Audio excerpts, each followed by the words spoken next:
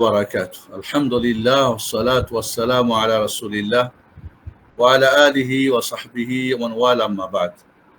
أعوذ بالله من الشيطان الرجيم. بسم الله الرحمن الرحيم. وما خلقت الجن والإنس إلا ليعبدون.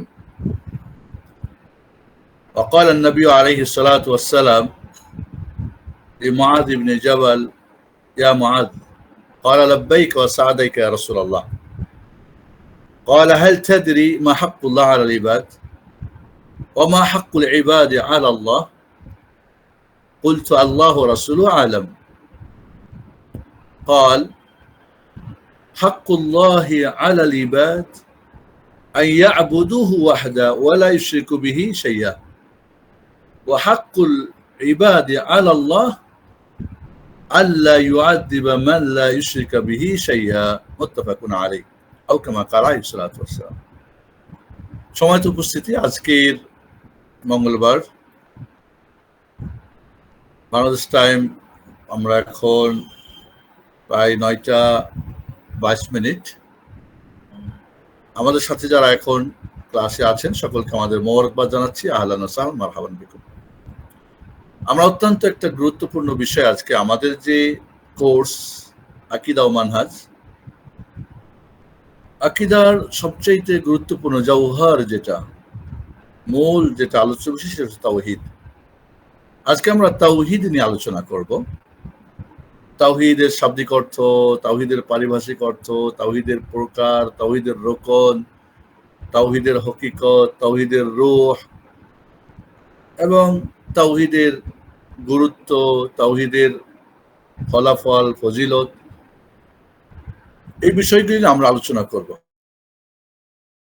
একটা ছোট্ট বই চেপেছিল, বাংলাদেশও চেপেছে, তাওহীদ ও তার উপকারিতা। আমরা এই বইটা আপনাদের কাছে কপি দিব ইনশাআল্লাহ। এখানেই আলোচনাগুলো থাকবে ইনশাআল্লাহ, বাংলাতে সহজ করে লেখা ইনশাআল্লাহ।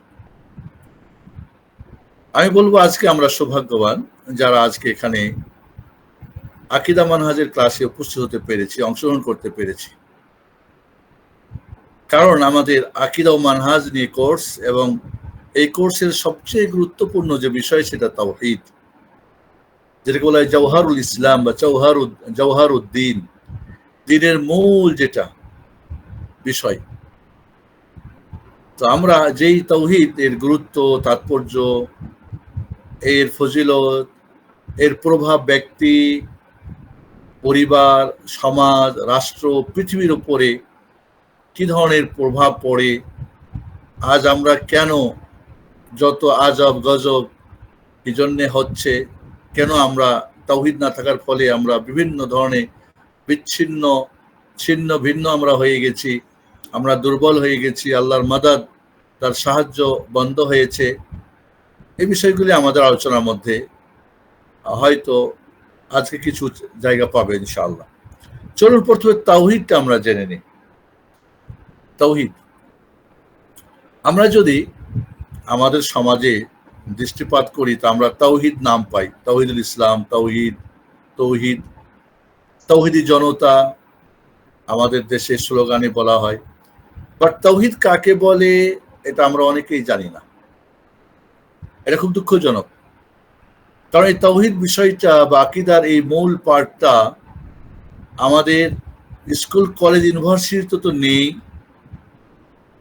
আলিয়া মাদ্রাসাগুলো তো খুব একটা ভালো তার স্থান নেই, এমনকি কওমি মাদ্রাসাগুলো তো আকীদার খুব ভালো লেখাপড়া হয় না, কিছু হয়তো থাকতে পারে ইদানিং।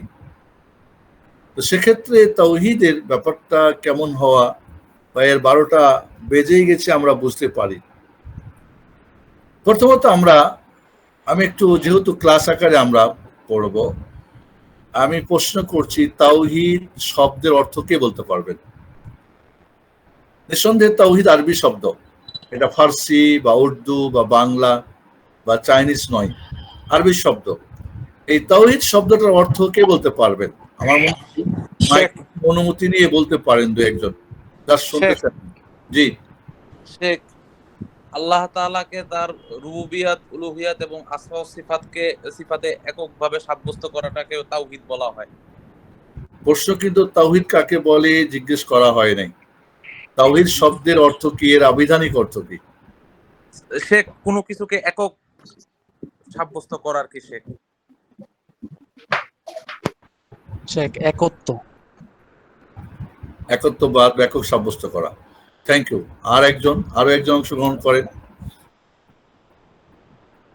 তাওহীদ শব্দটার অর্থ, আবিধানিক অর্থ কি?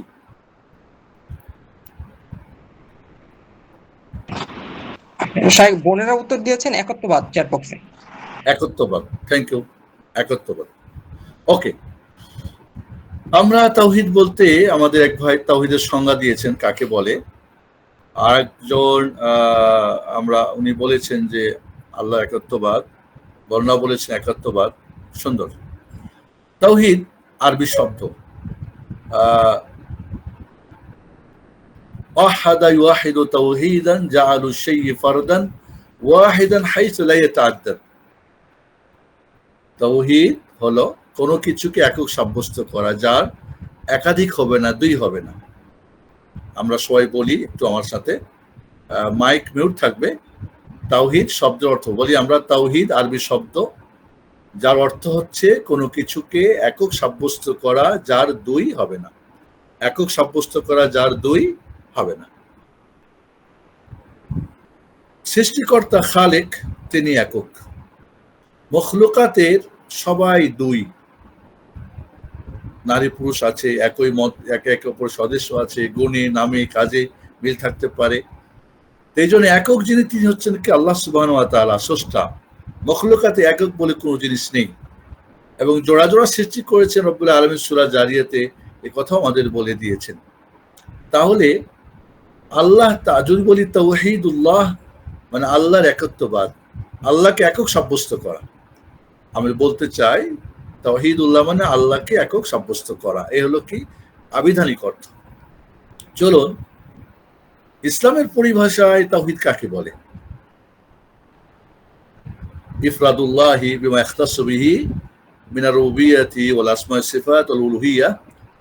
বাংলাতে আমরা যদি বলি, আমাদের এক ভাই বলেছেন যে আল্লাহ তাআলাকে রুবুবিয়্যাতে, আসমা সিফাত, উলুহিয়্যাতে একক সাব্যস্ত করা। অন্য আরেকজন তাওহীদের সংজ্ঞা কে দিবেন, ডেফিনেশন কে দিবেন? জাস্ট অংশগ্রহণ করার জন্য বর্ণনা লিখে দিতে পারেন। ভাইয়েরা কেউ মাইককে অনুমতি নিয়ে আপনারা বলতে পারেন। জি, তাওহীদের সংজ্ঞাটা চমৎকার কে দিতে পারবেন? একজন বলেছেন, উনি বাদ দিয়ে অন্য একজন। আল্লাহ ছাড়া কেউ নেই। আসসালামু আলাইকুম শাইখ, আমি বলি। জি, মোহাম্মদ খান। জি, আল্লাহ সুবহানাহু ওয়া তাআলার কর্ম, আল্লাহ সুবহানাহু ওয়া তাআলার গুণ, আল্লাহ সুবহানাহু ওয়া তাআলার নাম এবং তার ইবাদতের ক্ষেত্রে তার এককত্ব সাব্যস্ত করা বা তাকে একক সত্তা বা ইলাহ হিসেবে সাব্যস্ত করাকে তাওহীদ বলে। আহসান, বারাকাল্লাহ ফিক, মাশাআল্লাহ। অনেকে লিখেছেন। সুমাইয়া আখতার লিখেছেন স্বীকৃতি দিতে হবে। জি, এখানে আমাদের আমরা যদি এইভাবে বলি, আমরা সবাই একটু বলি, তাওহীদ হলো আল্লাহ তাআলাকে তার নামে, তার কাজে, নামে গুণে বৈশিষ্ট্যে একক সাব্যস্ত করা এবং বান্দার সকল ইবাদত একমাত্র তার জন্যই স্বীকৃতি দেওয়া, তার জন্যই করা। আবারও বলছি, আল্লাহ তাআলাকে তার কাজে, তার নামে গুণে বৈশিষ্ট্যে একক সাব্যস্ত করা এবং বান্দার যত ইবাদত সবকিছু একমাত্র আল্লাহর জন্য করা। এর একটা কথা মনে রাখতে হবে যে যখন আমরা কোনো কিছু সংজ্ঞা দিব, তখন যেন তার প্রকারগুলি তার মধ্যে চলে আসে। এটাকে জিন্স এবং নাও বলে। তাহলে আল্লাহকে একক সাব্যস্ত করা কিসে? আমাদের এই অর্থ ছিল কি, আবিধানিক অর্থ একক সাব্যস্ত করা কিসে? কাজে। আল্লাহর কাজে আল্লাহ এক, রুবুবিয়্যাত আল্লাহ এক, আল্লাহ রুবুবিয়্যাতে আল্লাহ সুবহানাহু ওয়া তাআলা এক। ঠিক আল্লাহর নাম, গুণাবলী এবং বৈশিষ্ট্যও তিনি এক। ঠিক আল্লাহ এইভাবে আল্লাহ রাব্বুল আলামিনের জন্য আমাদের সমস্ত ইবাদত একমাত্র তার জন্য করাটাও কি এই তাওহীদের অন্তর্ভুক্ত আমাদের মনে রাখতে হবে।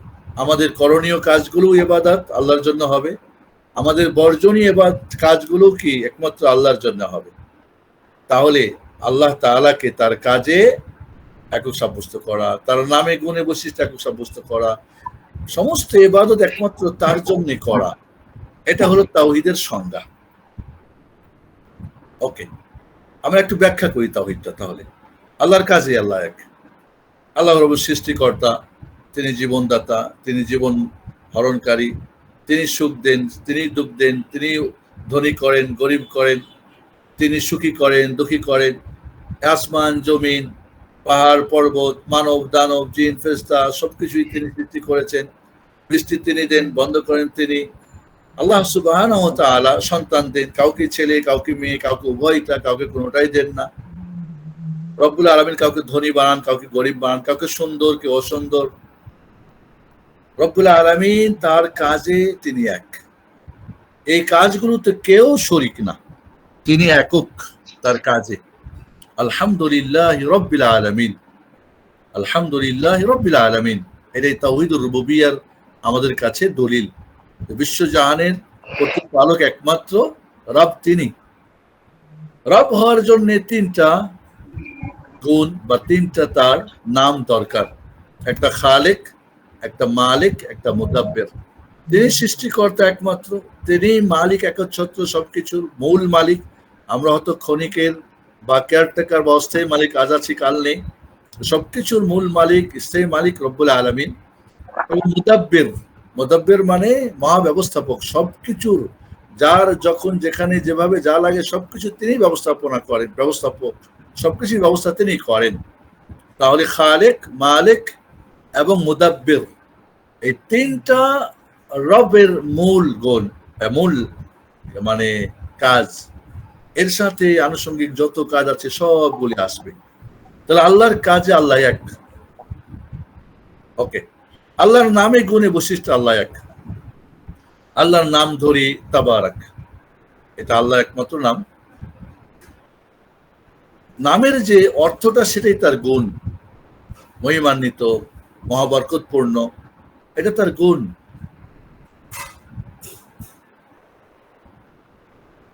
তাহলে আল্লাহ রাব্বুল আলামিনের বৈশিষ্ট্য আছে, তার গুণ আছে, বৈশিষ্ট্য যেমন তার হাত আছে, পা আছে, চেহারা আছে। রব্বুল আলামিন তার যে সিফাত গুলো আছে, সেটা জাতিয়া হোক, ফেলিয়া হোক, খাবারিয়া হোক। জাতীয় মানে সর্বক্ষণ তার সাথে থাকে। যেমন আল্লাহ রাব্বুল আলামিন তিনি জ্ঞানী, তিনি জীবিত, তিনি অমর, তিনি হাইয়ুন, তিনি কাইয়ুম, তিনি আলিম। এইগুলি তার সর্বক্ষণ সর্বাবস্থায় তার সাথে আছে। কিছু আছে যেটা ফেলিয়া, কাজ, যেমন আল্লাহ অবতরণ করেন, তাহলে যখন অবতরণ করেন তখন এই কাজটা হয়, সর্বক্ষণ এটা তার সাথে না। তিনি হাসেন, জি। তাহলে আল্লাহ রাব্বুল আলামিনের যে গুণগুলো ফেলিয়া বা কিছু আছে খাবারিয়া, তিনি খবর দিয়েছেন তার বিয়াদিকাল খাইর, তার হাতের কথা, তার চেহারার কথা। তাহলে এই যে এইভাবে আমাদের তার নাম গুণাবলীতে তিনি একক। তাবারক কোনো ব্যক্তির নাম যেন আমরা না রেখে দিলি, বা তাবারক কোনো সিন্নির নাম রেখে না দিই, তাহলে সেটা শিরক হয়ে যাবে। এবং নাম গুণাবলীর ক্ষেত্রে আমাদের মনে রাখতে হবে যে কোরআনে এবং বিশুদ্ধ হাদিসে যেভাবে আল্লাহর যে নামগুলো পজিটিভ নাম এসেছে সেগুলি পজিটিভ হিসেবে সাব্যস্ত করতে হবে, এবং যেগুলি নেগেটিভ, নেগেটিভ সাব্যস্ত করতে হবে। লা তাখুযুহু সিনাতুন ওয়ালা নাওম, তাকে তন্দ্রা এবং ঘনিস্পর্শ করে না, এটা তার নেগেটিভ না করা হয়েছে। তাহলে পজিটিভগুলি পজিটিভ করা, নেগেটিভগুলি নেগেটিভ করা, কোনো অর্থ বিলুপ্ত না করে, কোনো অর্থ চেঞ্জ না করে, কোনো সাদৃশ্য না করে, তামসিল এবং তাসবিহ না করে, তাহারি পরিবর্তন না করে, কামা ইয়ামবাগি বিজালালিহি ওয়া শানি, যেমন আল্লাহ রাব্বুল আলামিনের তার জালালাত, তার শান এবং তার তিনি মহিয়ান গরিয়ান, তার জন্য যেমন উপযুক্ত তেমনই তিনি। তাহলে আল্লাহর নামে গুণে বৈশিষ্ট্য আল্লাহ রাব্বুল আলামিন এক, যেভাবে আছে ওইভাবে আমাদের বিশ্বাস করতে হবে। তার কোনো ধরন, তার কোনো আকৃতি, প্রকৃতি কোনো সাব্যস্ত করা যাবে না, কারণ আমরা দেখি নাই, জানি নাই, কিভাবে তাহলে করব? তাহলে আল্লাহর নাম ও গুণাবলীর ক্ষেত্রে তিনটা দল বাতিল হয়ে গেছে। একটা বলছে যদি সাব্যস্ত করি তাহলে তো কার মতো মতো করলে শিরিক হবে, তাহলে এরা করছে কি, এরা তাতিল করছে, মুআত্তালা বলছে না কোনো গুণটুন নাই। আবার কেউ করছে কি, সাব্যস্ত করে আবার তাসবিহ করেছে, তামসিল করেছে, মিলিয়েছে মানুষের সাথে, তো সেটা তো শিরিক করে তারাও পথভ্রষ্ট হয়ে গেছে। আর একটা বলছে দুইটার মধ্যখানে আমরা একটু ব্যাখ্যা করি, তাওয়িল করি। বিয়াদিহিল খাইর, তার হাতেই কল্যাণ, মানে তার কুদরতি হাত, তার চেহারা মানে কুদরতি চেহারা, পা মানে কুদরতি পা। এইভাবে ব্যাখ্যা করে তারা, বা অর্থ চেঞ্জ করে দিয়ে তারা কি করছে, সেটাও পথভ্রষ্ট হয়েছে।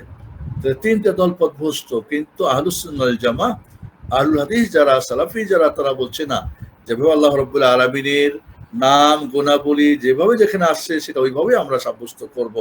আর সের উপরে আছেন আমরা সাব্যস্ত করব, কিন্তু কেমনে আছেন, কিভাবে আছেন, এটার ধরন, এটার কাইফ আমরা সাব্যস্ত করব না। এটা ঈমান আনা ওয়াজিব, এটাকে প্রশ্ন করা বিদআত। যেমন ইমাম মালিক রাহমাতুল্লাহ আলাইহি বলছেন, লাইসা কামিসলিহি শাইউন ওয়া হুয়াস সামিউল বাসীর, তার অনুরূপ কিছু নেই, তাহলে তার নিজস্ব রূপ আছে এবং তিনি সর্বশ্রোতা, সর্বদ্রষ্টা।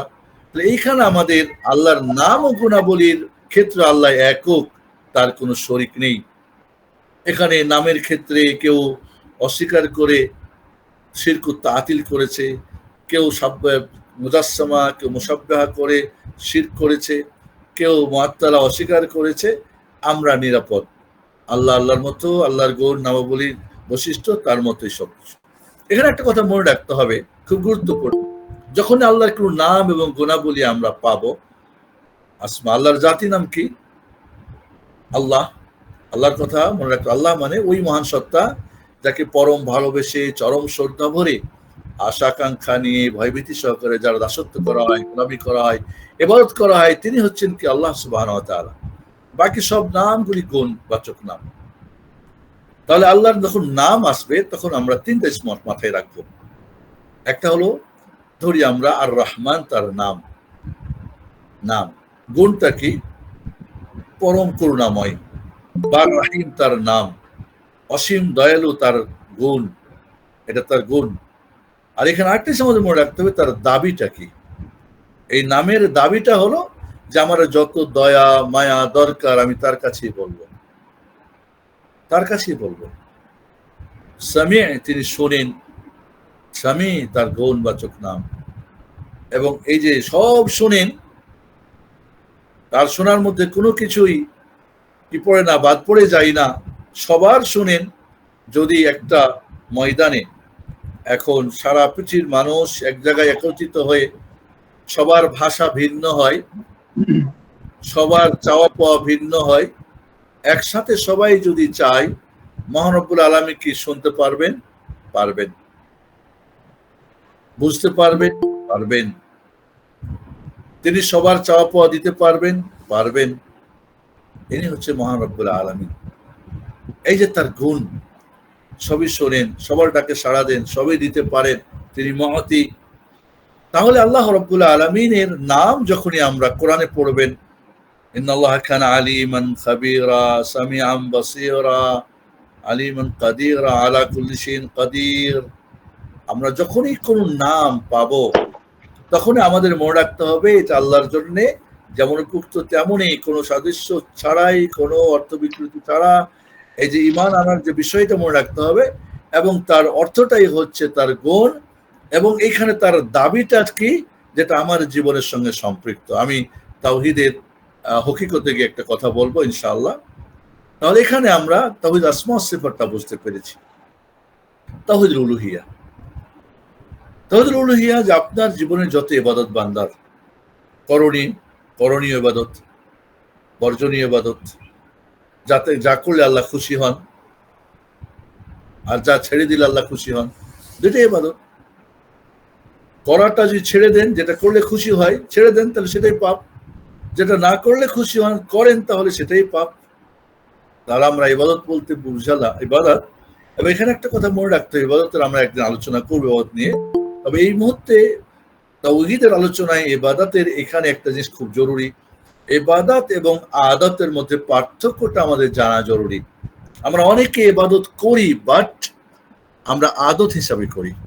আমরা আজও জানি না যে ইবাদতটা আসলে এই জন্য ইবাদতের আবিধানিক অর্থে তিনটা জিনিস থাকা জরুরি: আত-তাযাল্লুল ওয়াল খুদু ওয়াল ইনকিয়াদ।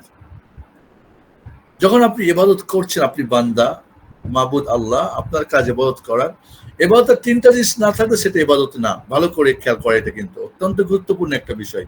আত-তাযাল্লুল, অসহায়তা, অসহায় আপনি, সহায়কে আল্লাহ সুবহানাহু ওয়া তাআলা একমাত্র। আল খুদু, বিনয়ী হওয়া, আপনার ভিতরে বিনয়তা হওয়া, খুব নরম হওয়া, নিজেকে আগেরটা ছিল অসহায়, বিলীন করে দেওয়া নিজেকে। আপনার রাজত্ব, নেতৃত্ব, কর্তৃত্ব, টাকা পয়সা, ধন দৌলত, শিক্ষা দীক্ষা, আল্লাহর কাছে কোনো মূল্য নেই, আপনি আল্লাহর বান্দা, অসহায়। 2 নম্বরে কি? বিনয়ী হওয়া, কোনো অহংকার করার, কোনো গর্ব করার আপনার আল্লাহর সামনে কোনো কিছুই নেই।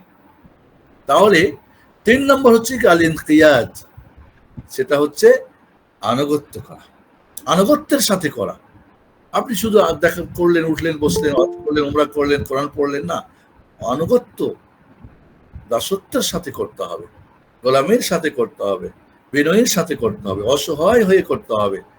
আর না হলে এই 3টা যদি না পাওয়া যায়, বিশেষ করে বোনরা ভাইরা বলবো, সেটা আদত হয়ে যাবে, আদত হয়ে যাবে। নামাজ পড়লেন, উঠলেন, বসলেন, হজ করলেন, ঘুরলেন, পাথর মারলেন, জবা করলেন, ব্যাস আদত হয়ে যাবে, ইবাদত হবে না।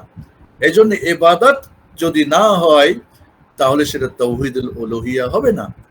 তাহলে আপনার জীবনে যা কিছু করছেন, যা কিছু ছাড়ছেন, সব একমাত্র কার জন্য হবে? রব্বুল আলামিনের জন্য হবে। এখানে কোনো লোক দেখানো, রিয়া, লোক শোনানো, সুমা বা হুদুদুদ দুনিয়া বা দুনিয়ার কোনো স্বার্থ থাকবে না। সেটা আমরা আসবো ইবাদত কবুলের শর্তের ক্ষেত্রে। তাহলে এখানে আমরা তাওহীদের ব্যাখ্যাটা বুঝছি যে আল্লাহ রব্বুল আলামিনকে তার কাজে এক সাব্যস্ত করা। এই কাজে এক সাব্যস্ত না করতে পারার কারণে মাজারের ব্যবসা জমজমাট,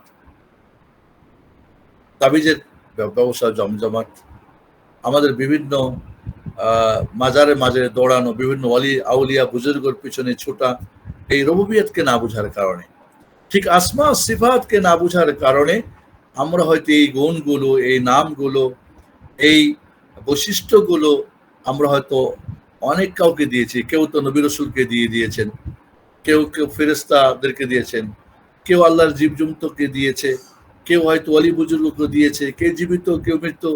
যার ফলে কোন ফায়াকুন, এটা আল্লাহর সিফাত। যখন তিনি চান কোন বললে ফায়াকুন হয়ে যায়। রাজারবাগ হুজুর কেল্লার নামের একটা গুণের মধ্যে একটা গুণ হলো কি? সাহেবে কুন ফায়াকুন, বললে হয়ে যায়, এর অধিকারী যিনি, নাউজুবিল্লাহ। তাহলে আলিমুল গায়েব তিনি, কিন্তু আমরা এই গুণ আরেকজনকে দিয়েছি, নবীরা গায়েব জানে। এই যে এখানে না জানার কারণেই আমরা তাওহীদ থেকে শিরকে চলে যাচ্ছে জাতি। আর ইবাদতের ক্ষেত্রে আপনার হাসি কান্না, আপনার সুখ দুঃখ, আপনার নামাজ রোজা সিয়াম যাকাত, আপনার ভরসা, আপনার ভালোবাসা, আপনার ভয় ভীতি, বিপদে টাকা, বিপদে আশ্রয় প্রার্থনা করা, কাউরি বিপদ থেকে মুক্তি চাওয়া, ইত্যাদি ইত্যাদি, এই সব কিছু যে ইবাদত, আপনার জবা, আপনার নজর নিয়াজ, আপনার মান্নত, এই যে সবকিছু ইবাদত, সেটা মৌখিক হোক, সেটা হার্ট দিয়ে হোক, অন্তর দিয়ে হোক, সেটা অর্থে দিয়ে ইবাদত হোক, সেটা মুখ কাজ এবং শরীর দিয়ে হোক, এই যে ইবাদতের বিভিন্ন ভাগ আছে, এই ইবাদতটাকে আমরা নিয়ে একটা আলোচনা করব। ইবাদতের উপরে আমরা একটা বিশদ আলোচনা করব ইনশাআল্লাহ। এরপরেই আলোচনা হয়তো আমরা ইবাদত নিয়ে করব। তাহলে আল্লাহ তাআলাকে তার কাজে এক সাব্যস্ত করা, আল্লাহ তাআলাকে তার নামে গুণে বৈশিষ্ট্য একক সাব্যস্ত করা, এবং বান্দার সকল ইবাদত একমাত্র আল্লাহর জন্য। আপনার জীবনে যা করণীয় আর বর্জনীয় শুধুমাত্র আল্লাহ সুবহানাহু ওয়া তাআলার জন্য, এটা হলো তাওহীদ। আর এই তাওহীদের সংজ্ঞাতে আমরা পেয়ে যাচ্ছি তাওহীদ 3 প্রকার: তাওহীদুর রুবুবিয়্যাহ, তাওহীদ আসমা ওয়াস সিফাত এবং তাওহীদুল উলুহিয়্যাহ। তাওহীদুর রুবুবিয়্যাহ আল্লাহ তাআলাকে তার কাজে এক সাব্যস্ত করা।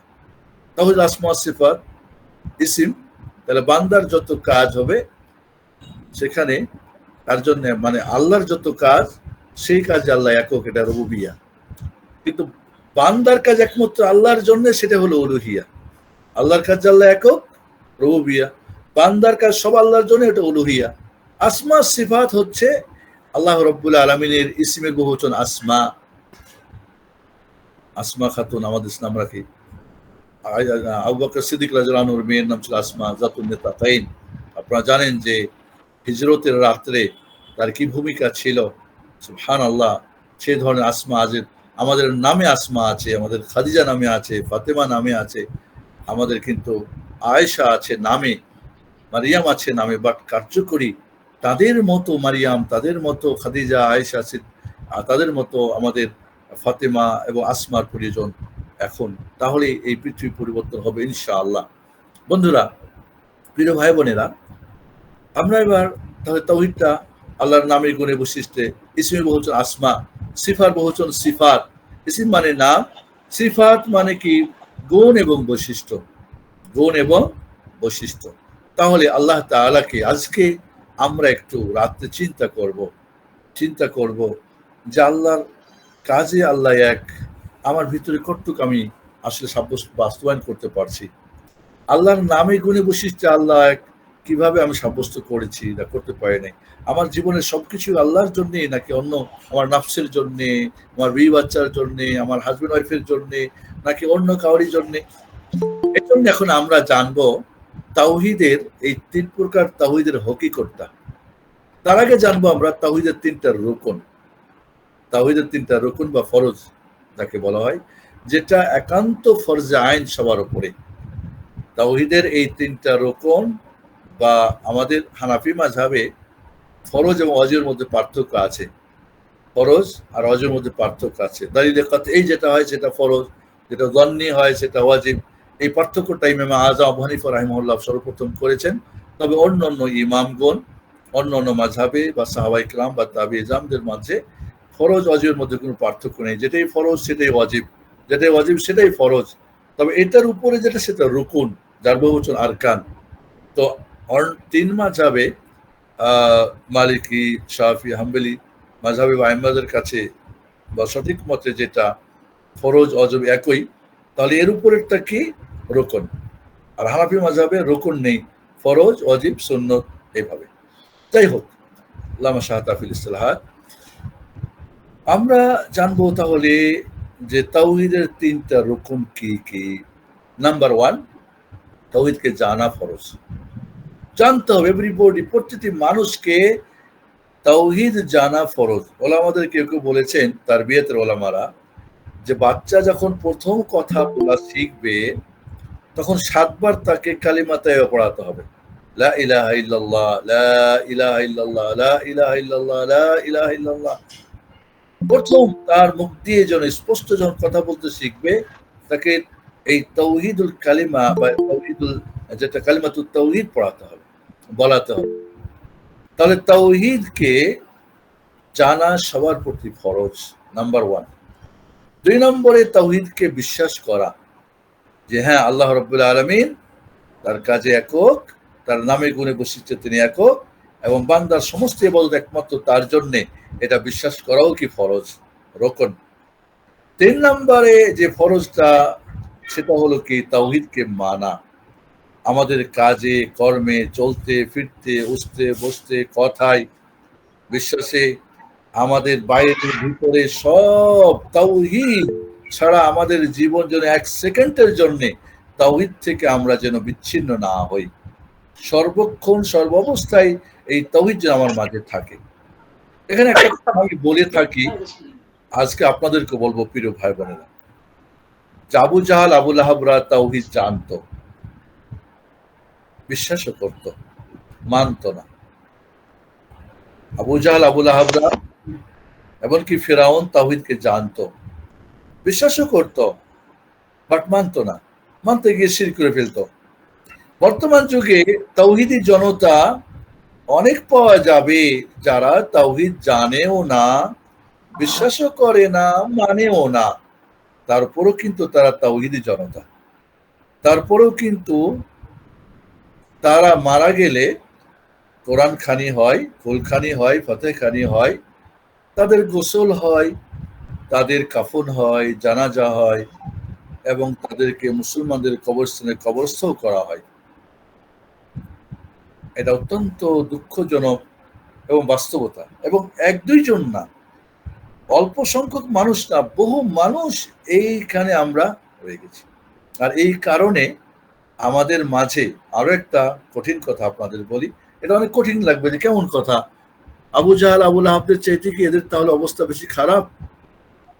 দুর্ভাগ্য এরা যে তারা জানতো মানতো, জানতো বিশ্বাস করতো মানতো না, আর এখন জানেও না বিশ্বাস করে না। কঠিন একটা কথা বললেন আপনি। আপনি বাস্তবে পরীক্ষা করে দেখেন, তাওহীদের যে সংজ্ঞা আপনারা জানলেন, এটাকে আপনি বাস্তবে পরীক্ষা করে দেখেন, তাহলেই বুঝবেন। এক। দুই নম্বরে, এইটুক না জানার কারণে, এই তাওহীদকে না জানার কারণে, তাওহীদকে বিশ্বাস না করার কারণে এবং বাস্তবে না করার কারণে, ফারুক সাহেব মাইকটা মিউট করে দেন, আওয়াজ আসতেছে।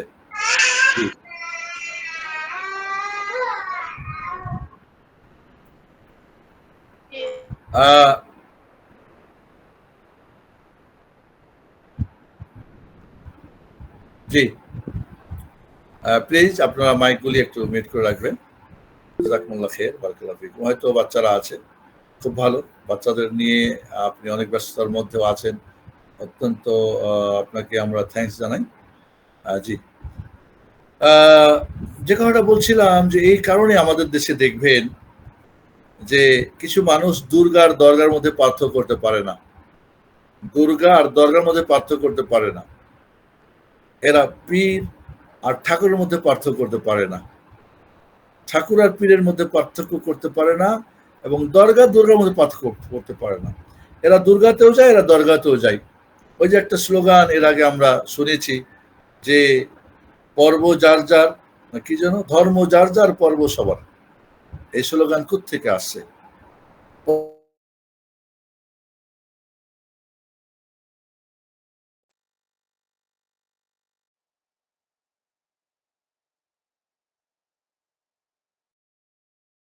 রিপিট করতেছি যে এই লোকগুলি দুর্গা আর দরগার মধ্যে পার্থক্য করতে পারে না, এরা সব জায়গায় থাকে। এরা ঠাকুর আর পীরের মধ্যে পার্থক্য করতে পারে না, এরা হক্কানি আলিম আর বাতিল আলিম পার্থক্য করতে পারে না, এরা হক আর বাতিলে পার্থক্য করতে পারে না। এবং যার মাঝে তাওহীদ নেই, সেই কখনোই কোরআন বুঝবে না। 100 বার যদি কোরআন খতম দেয়, ও কোরআন বুঝবে না। তফসিরও যদি ওদের নিজস্ব তফসির পড়ে, বুঝবে না। সুন্নাহ বুঝবে না। আল্লাহ তাদের জন্য একটা আযাব, যে কোরআন সুন্নাহ বুঝবে না। অনেক বড় ডিগ্রি থাকবে, অনেক বড় জানাশোনা, কিন্তু তাওহীদ থেকে সে বঞ্চিত থাকবে, তাওহীদের জ্ঞান থেকে সে মাহরুম হয়ে যাবে। এবং এটা আমরা বাস্তবে দেখতে পাই। অনেক পণ্ডিত আছে তাওহীদ বোঝে না, বরং শিরকে তাওহীদ বলে চালিয়ে দিচ্ছে। চলুন তাহলে আমরা জানলাম তাওহীদের শাব্দিক অর্থ, তাওহীদের সংজ্ঞা জানলাম, তাওহীদের প্রকার জানলাম, তাওহীদের 3টি রুকন জানলাম। তাওহীদকে জানা আবশ্যিক, আপনার ফরজে আইন, বিশ্বাস করাও ফরজে আইন, এবং এটাকে বাস্তবায়ন করা আপনার কথায়, কাজে, চলায়, ফিরা, লেনে দেনে, আপনার ব্যক্তি, পরিবার, সমাজ, রাষ্ট্র, আপনার সব কিছুতে, এ টু জেড সব জায়গাতেই তাওহীদকে বাস্তবায়ন করা আপনার প্রতি ফরজ। চলুন এবার আমরা তাওহীদের হকিকতটা জানবো। তার আগে জানবো রূহ তাওহীদ। তাওহীদের রূহটা কি? তাওহীদের রূহ হচ্ছে, আসলে তাওহীদের রুবুবিয়্যাহ, আসমা সিফাতটা বাধ্য করে তাওহীদুল উলুহিয়াকে। যখন আপনি তাওহীদুল রুবুবিয়্যাহ মেনে নেবেন, আসমা সিফাত মেনে নেবেন, তখন আপনি বাধ্য উলুহিয়াত মানতে। আল্লাহর কাজে আপনি যখন এক মানতে মেনে নিলেন, আপনি নামে গুণে মেনে নিলেন, তখন আপনি বাধ্য আল্লাহকে তার, আপনার যত ইবাদত একমাত্র তার জন্য করা। এই জন্য তাওহীদের রূহ যেটা হচ্ছে যে লা ইলাহা ইল্লাল্লাহ। আমরা কালিমাতুত তাওহীদ নিয়ে পরে একটা আলোচনা করব, শুধু এই তাওহীদের, এই লা ইলাহা ইল্লাল্লাহ নিয়ে ইনশাআল্লাহ। তাহলে আপনি যেমন তাওহীদকে সাব্যস্ত করবেন, এই তাওহীদের রূহ হচ্ছে কি? শিরককে অস্বীকার করা। তাওহীদকে আপনি মেনে নিচ্ছেন, তাওহীদবাদী, তাওহীদুল ইসলাম নাম, তাওহীদি জনতা, কিন্তু আপনি শিরককে কি করছেন না? কুফরু বিমা ইউবাদু মিন দুনিল্লাহ করছেন না। এজন্য লা ইলাহা, আগে শিরককে কি অস্বীকার করা, ইল্লাল্লাহ পরে কি তাওহীদকে সাব্যস্ত করা। তাহলে তাওহীদকে জানা, মানা, বিশ্বাসের সাথে আপনার তাওহীদের মূল রূহ হচ্ছে কি? একমাত্র আল্লাহরই ইবাদত করা এবং আল্লাহ ছাড়া যত বাতিল ইলা আছে সকলকে অস্বীকার করা। এটাকে আপনার মুখ দিয়ে, হাত দিয়ে, আপনার কাজ দিয়ে বাস্তবায়ন করা যে না, কোনোভাবেই কোনো আল্লাহ ছাড়া কোনো মাবুদের কোনো ইবাদত হয় না, হবে না, চলবে না, চলবে না। ওকে, আমরা এখন যাব, বলছিলাম তাওহীদের হকিকতটা। প্রিয় ভাই বোনেরা, এই জিনিসটা আপনারা খেয়াল করবেন, এটা অত্যন্ত জরুরি। এই তাওহীদের হকিকতটা জানলে এবার আপনার জীবনে আপনি তাওহীদটা কিভাবে দেখবেন, কিভাবে বাস্তবায়ন করবেন বুঝতে পারবেন, নচেত কিন্তু বুঝতে পারবেন না। ঠিক আছে? তাওহীদের হকিকতটা হলো তাওহীদের রুবুবিয়তটাকে নিয়ে আমরা। তাওহীদের রুবুবিয়তের হকিকত হচ্ছে যে আপনার জীবনে যা ঘটে গেছে, যা ঘটছে, যা ঘটিবে, সবকিছু আল্লাহ রাব্বুল আলামিন তার কাজেরই প্রভাব। যেমন ধরি আপনি সৃষ্টি হয়ে গেছেন, জীবিত হয়েছেন, দুনিয়া আসছেন, কার কাজ? আল্লাহ রাব্বুল আলামিনের। এখন আপনি বেঁচে আছেন, জীবিত আছেন, কার কাজ? আল্লাহ সুবহানাহু ওয়া তাআলা। আপনি মারা যাবেন, কার কাজ? আল্লাহ সুবহানাহু ওয়া তাআলা। ধরেন আপনি এখন বালক আছেন, শিশু আছেন, কে বানিয়েছে শিশু? আল্লাহ। বালক হবেন, কিশোর হবেন, যৌবন আসবেন, এরপরে কি আপনি যৌবনে আসবেন, সেটাও আল্লাহ করেন। বার্ধক্যে আসবেন, আল্লাহ তিনি করেন। মেরে ফেলবে, আবার একেবারে শেখে ফানি হবেন, আল্লাহ করেন। আপনি অনেক বড় লোক, অর্থ দিয়েছেন কি আল্লাহ, এখন দিচ্ছেন আল্লাহ, নিবেন বা রেখে দিবেন সেটা আল্লাহ। তাহলে আপনার জীবনে আপনি এমন একটা কাজ পাবেন না,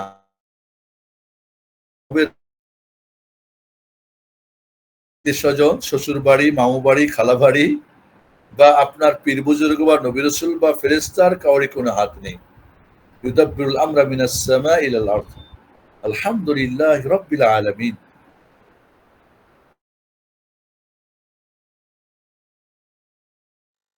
দরকার, তিনি সব সরবরাহ করেন, তিনি খালেক, তিনি মালিক।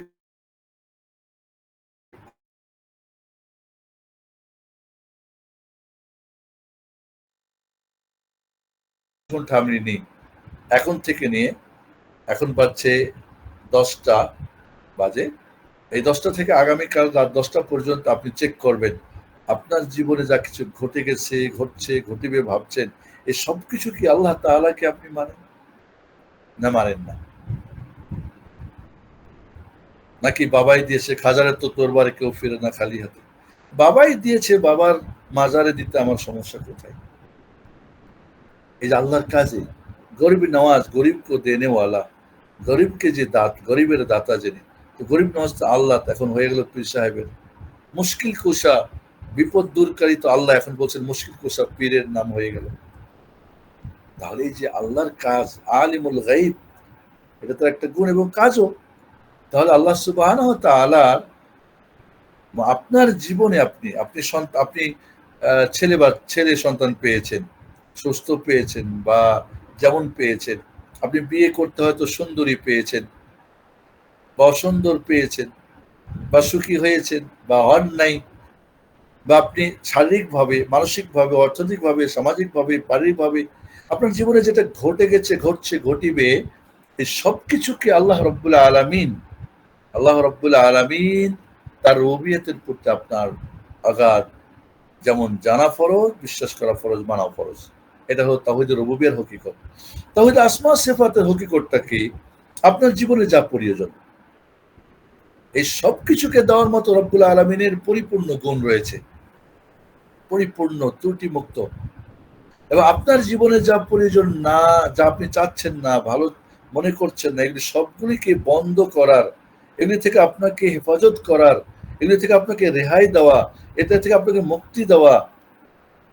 আপনি অসুস্থ চান না, আপনি গরিব হতে চান না, আপনি দুঃখী হতে চান না, আপনি শয়তানের থেকে আশ্রয় চান, আপনি জালেম থেকে আশ্রয় চান, আপনি সম্মানিত হতে চান, আপনার ক্ষমা দরকার, দয়া দরকার, আপনার রিজিক দরকার, তিনি রাজ্জাক। আপনার দরকার দয়া, তিনি আর রহমান। আপনার দরকার ক্ষমা, তিনি আল গাফফার। আপনার প্রয়োজন কি বলে গিফট দরকার, আল ওয়াহ্হাব। দরকার স্বামী শুনবেন, তো তিনি আর স্বামী। আপনার দরকার আপনার ডাক শোনা, তিনি আল মুজিব। আপনার দরকার সম্মান, তিনি আল মুইজ। আপনার দরকার কি আপনার দুশ্মন কি হয়ে যাক, পরাজিত কি বলে, লাঞ্ছিত হোক তিনি মদিল, তিনি মহতি।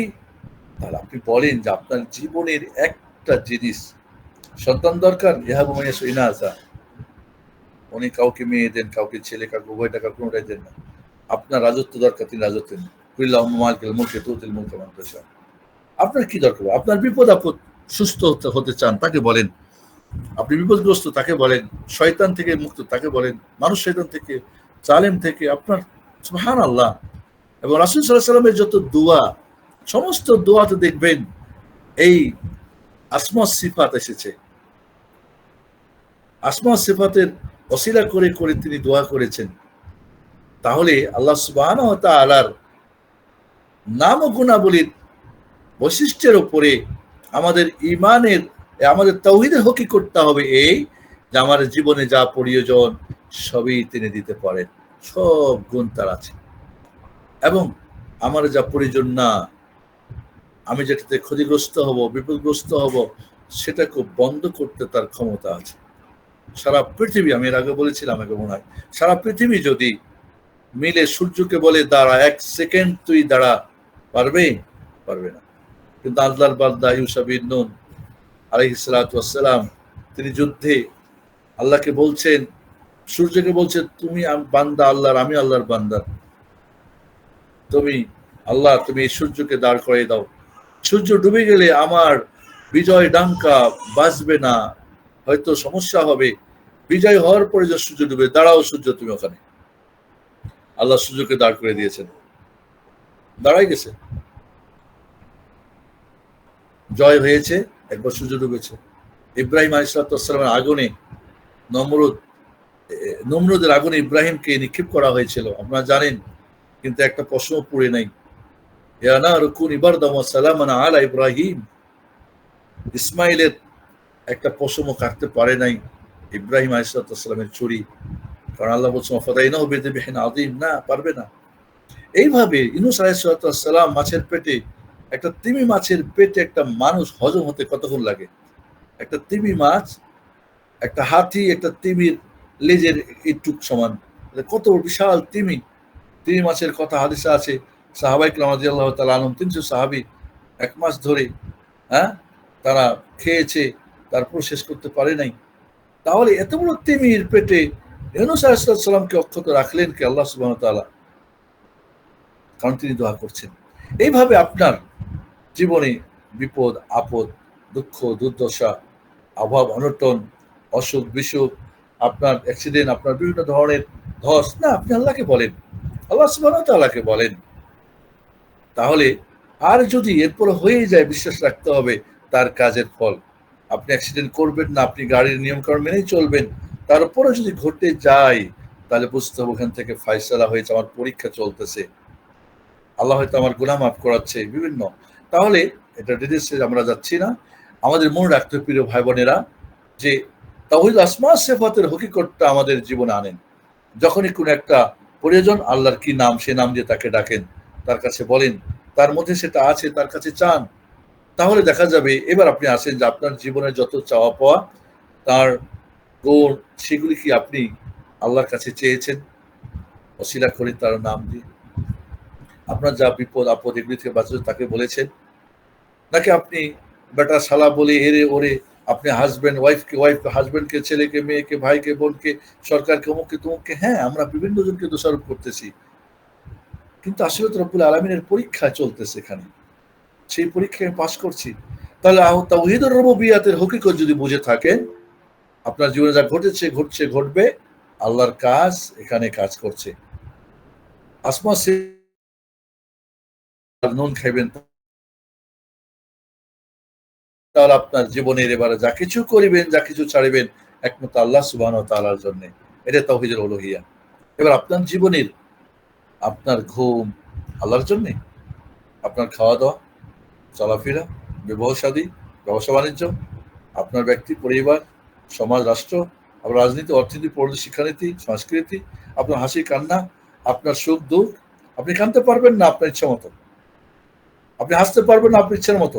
আজকাল দেখেন না, মানুষ হ্যাঁ করে হাসে, না, আপনি ইচ্ছে মতো হাসতে পারবেন না।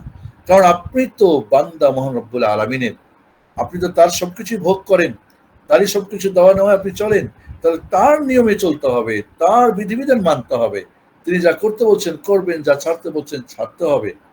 এইভাবে যদি আমার পুরো জীবনটাকে তাওহীদুর রুবুবিয়্যা, তাওহীদ আসমা সিফা এবং তাওহীদুল উলুহিয়ার মধ্যে আমি আনতে পারি, তখন আপনি মুওয়াহহিদ, তখন আপনি মুমিন, তখন আপনি মুসলিম, তখন আপনি মুত্তাকি, তখন আপনি মুহসিন, তখন আপনি ইত্যাদি ইত্যাদি গুণগুলি আপনার জন্য প্রযোজ্য হবে।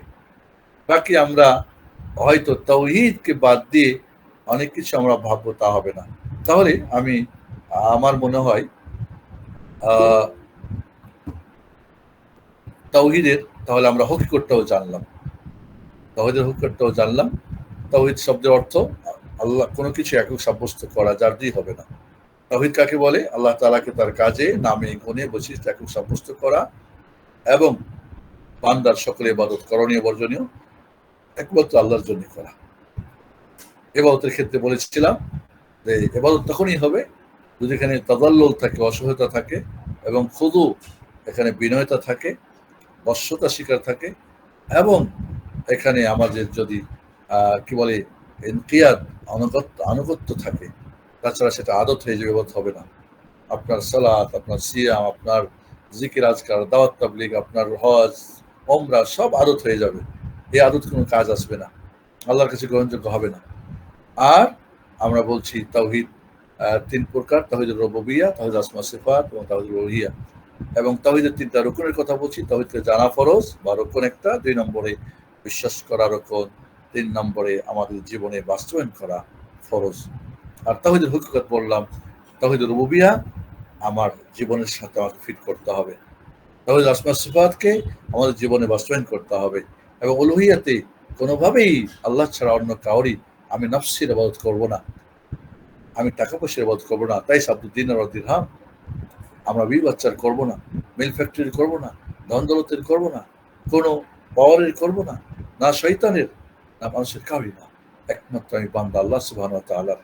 এবং আল্লাহ ছাড়া যত ইলাহ বাতিল আছে সবগুলিকে অস্বীকার করা, এটা হচ্ছে তাওহীদের, আমার তাওহীদের যেটা রূহ বা সির, যে আল্লাহর একাত্মবাদকে পরিপূর্ণ তাওহীদুল ইবাদার মধ্যে বাস্তবায়ন করা, এবং যত ইলাহ বাতিল সবকিছুকে আমার জীবনের সব কথাবার্তা, চলাই ফিরাই সব জায়গা থেকে মাইনাস করে দেওয়া। এই জন্য আল্লাহ রাব্বুল আলামিনের যে দুইটা মানে হক, একটা পজিটিভ তাওহীদ আর নেগেটিভ হলো কি শিরিক। তাওহীদ বাস্তবায়নযোগ্য, শিরিক কি উৎখাতযোগ্য। তাওহীদকে বাস্তবায়ন করে শিরিককে সব জায়গা থেকে দূর করতে পারলেই এটাই হবে আমাদের তাওহীদের মূল রহস্যটা এবং এর হকিকতটা আমরা বলেছি। আমার মনে হয় আজকে আমরা প্রশ্ন উত্তরে যাই। আমরা এরপরে তাওহীদের গুরুত্বটা আমরা অত্যন্ত আমরা তাওহীদ যখন বুঝে নিয়েছি, তাওহীদের গুরুত্বটা এবং তাওহীদের ফজিলত, তাওহীদের আহমিয়ত, তাওহীদের যে আমাদের ব্যক্তি, পরিবার, সমাজ, রাষ্ট্রের এর ফলাফল, এবং তাওহীদের যে সামারাত, এর যে উপকারিতা এই দুনিয়া বা আখিরাতে কিভাবে পাবো, এই বিষয়টা নিয়ে আমরা তাওহীদ নিয়ে কয়েকটা ক্লাস আমাদের করতে হবে। আল্লাহ সুবহানাহু ওয়া তাআলার কাছে দোয়া করি, মহান রব্বুল আলামিন তুমি আমাদেরকে এই তাওহীদকে জানার এবং বিশ্বাস করার এবং আমাদের জীবনের প্রতিটি দিক ও বিভাগে বাস্তবায়ন করার পরিপূর্ণ তৌফিক দান করুন। নবী রাসূলগণ এই তাওহীদ সাহাবায়ে কেরামকে, নবী আলাইহিস সালাতু ওয়াস সালাম এই তাওহীদ শিক্ষা দেওয়ার মাধ্যমে, এই তাওহীদের মাধ্যমেই সারা পৃথিবী বিজয়ের ডাঙ্কা বেজেছিল। তাওহীদ নাই বলেই আজ আমাদের সবকিছু। একটা শুধু কথা বলবো, তাওহীদের উপরেই দুনিয়া আখিরাতের সমস্ত আল্লাহর ওয়াদাগুলো, এবং তাওহীদ না থাকলে শিরকের উপরেই আমাদের সমস্ত আযাব গজব দুনিয়া আখিরাতের। এই যে বন্যা হয়ে যাচ্ছে, অমুক হচ্ছে, তুমুক হচ্ছে, যত বিপদ আপদ আমাদের ব্যক্তি, পরিবার, সমাজ, রাষ্ট্রে, সারা পৃথিবীতে সবকিছুর মূলে হচ্ছে কি? সবকিছুর মূলে তাওহীদের বিপরীত শিরক জায়গা দখল করে নেওয়া। দুঃখজনক হলো সত্য।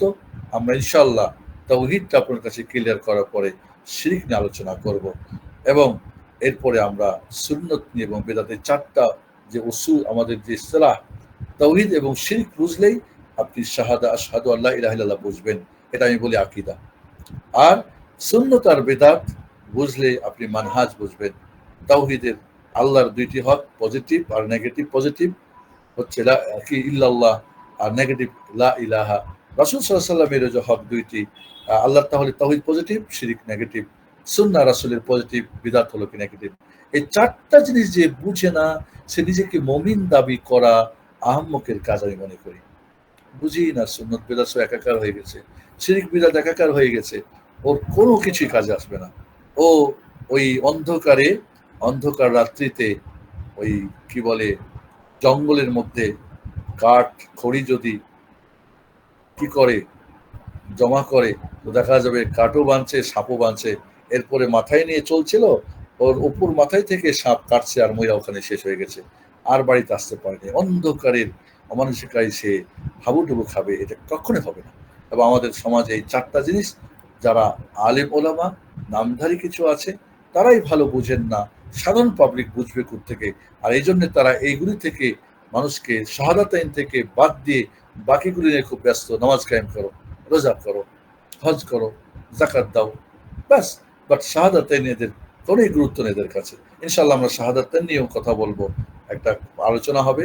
শাহাদাতাইনের শর্ত, আশহাদু আল্লাহ ইলাহা শর্ত 8টা, আশহাদু আন্না মুহাম্মাদুর রাসূলুল্লাহ 8টা, এবং এর চাওয়া পাওয়া 10টা করে 20টা। এই জিনিসগুলি আমি মনে করি আকীদার বিষয়টাকে আমরা ক্লিয়ার করব। যদিও একটু সময় লাগবে আপনাদের, আমি সেক্ষেত্রে ধৈর্য সহ্য দরকার। আজকের মতো এখানে শেষ করছি, প্রশ্ন উত্তর আমরা যাচ্ছি। জি, যাদের প্রশ্ন আছে লিখিত এবং বোনরা, আর মৌখিকভাবে ভাইয়েরা মাইক অনুমতি নিয়ে আপনারা করবেন ইনশাআল্লাহ। জি, জাযাকুমুল্লাহ খাইর ওয়া বারাকাল্লাহু ফিকুম। জাযাকাল্লাহু খাইরান। সকলকে অনুরোধ জানাচ্ছি কাইন্ডলি একটু লিখে প্রশ্নগুলো করবেন। আমি অলরেডি 5 থেকে 6টা প্রশ্ন এসেছে, আমি শাইখকে বলতেছি বাকি প্রশ্নগুলো কাইন্ডলি লিখে করবেন। শাইখ, আপনি অনুমতি দিলে আমরা প্রশ্ন উত্তর পর্ব শুরু করব। জি, প্রশ্ন শুরু করেন। প্রথম প্রশ্ন করেছেন হাদিউজ্জামান তন্ময় ভাই। আমরা অনেকেই আল্লাহকে খোদা বলে ডাকি, কিন্তু দেখা গেছে খোদা জরথুস্ট্রীয় ধর্মে ঈশ্বরের নাম। আমরা কি আল্লাহকে খোদা বলে ডাকতে পারবো? জাযাকাল্লাহু খাইরান। আল্লাহ রাব্বুল আলামিনের নামগুলো, কিছু নাম যেটা আমরা আল্লাহ রাব্বুল সব বান্দাদেরকে জানিয়েছেন, কিছু নাম সবাইকে জানিয়েছেন, কিছু নাম তার বিশেষ বান্দাদেরকে জানিয়েছেন, আর কিছু নাম আছে আল্লাহ রাব্বুল আলামিন কাউকে জানান নাই। খোদা ফার্সি শব্দ, আদৌ খোদাই ফার্সি শব্দে কোনো কিতাব নাজিল হয়েছে কিনা আমাদের জানা নেই। ফার্সি ভাষাতে যেরকম তাওরাত ইনজিল ইমরানি ভাষায় নাজিল হয়েছিল, হিব্রু ভাষায়, কোরআন আরবি ভাষায়, তাহলে কি কোনো ফার্সি ভাষাতে আমাদের কোনো কিতাব নাজিল হয়েছিল? আমাদের জানা নেই। আর সেক্ষেত্রে ফার্সি ভাষায় যে খোদা, এই নামটা আমাদের জানা নেই। আর যে নামটা জানা নেই সেটা আমরা ডাকবো কেন? ওয়ালিল্লাহি আসমাউল হুসনা ফাদউ বিহা, আল্লাহর সুন্দর সুন্দর নাম আছে, সেই নামে তোমরা তাকে ডাকো। তাহলে যে সুন্দর নাম খোদা, আমরা নাম জানি না। খোদা ফার্সি শব্দ খোদা যে নিজে নিজে এসেছে, এরকম কোনো নাম হতে পারে কিনা। তো এই জন্যে সেই নাম আমরা ডাকবো না, বলবো না। তবে আমরা বলতে পারি যে বাতিল যেগুলি সেটাকে খোদা বলতে পারি। যেরকম বলতে পারি যে হিন্দুদের একাধিক খোদা রয়েছে, খ্রিস্টানদের খোদা রয়েছে, আল্লাহ ছাড়া যত বাতিল তাদেরকে খোদা বলতে পারি, কারণ নিজেরা হয়ে গেছে, নিজে তাদেরকে বানিয়েছে। তবে আল্লাহ রাব্বুল আলামিনকে খোদা নাম যেহেতু আমরা পাই না কোরআন সুন্নাতে, সেজন্য সে নাম আমরা ডাকবো না। আর সেই নাম ছিল কিনা সেটাও আমরা জানি না।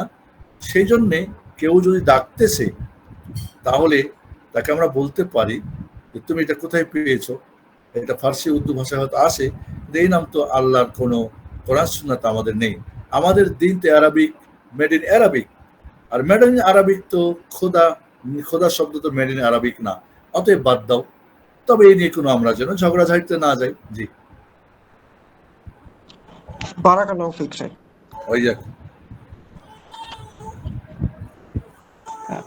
আসসালামু আলাইকুম শাইখ। ওয়ালাইকুম ইউনূস আসসালাম। আলাইহিস সালাম তিমি মাছের পেটে ছিল, অর্থাৎ হাদিসের মাছের নাম উল্লেখ আছে বললেন। হাদিসের রেফারেন্সটা বলবেন দয়া করে। আমি যতদূর জানি তা হচ্ছে ইউসুফ আলাইহিস সালাম কোনো মাছের পেটে ছিল, তা কোরআন ও হাদিসে নির্দিষ্টভাবে উল্লেখ করা হয়নি। শুধু এতটুকু উল্লেখ আছে যে মাছের পেটে ছিল, আর কতদিন বা কত ঘন্টা ছিল সেটাও সহি কোনো রেফারেন্সে পাওয়া যায় না। আপনি তিমি মাছের বিষয়টির হাদিসের রেফারেন্সটা দিবেন দয়া করে। জাযাকুল্লাহ শাইখ, আল্লাহ আপনাকে নেক হায়াত দান করুক। মাছের নাম নাই।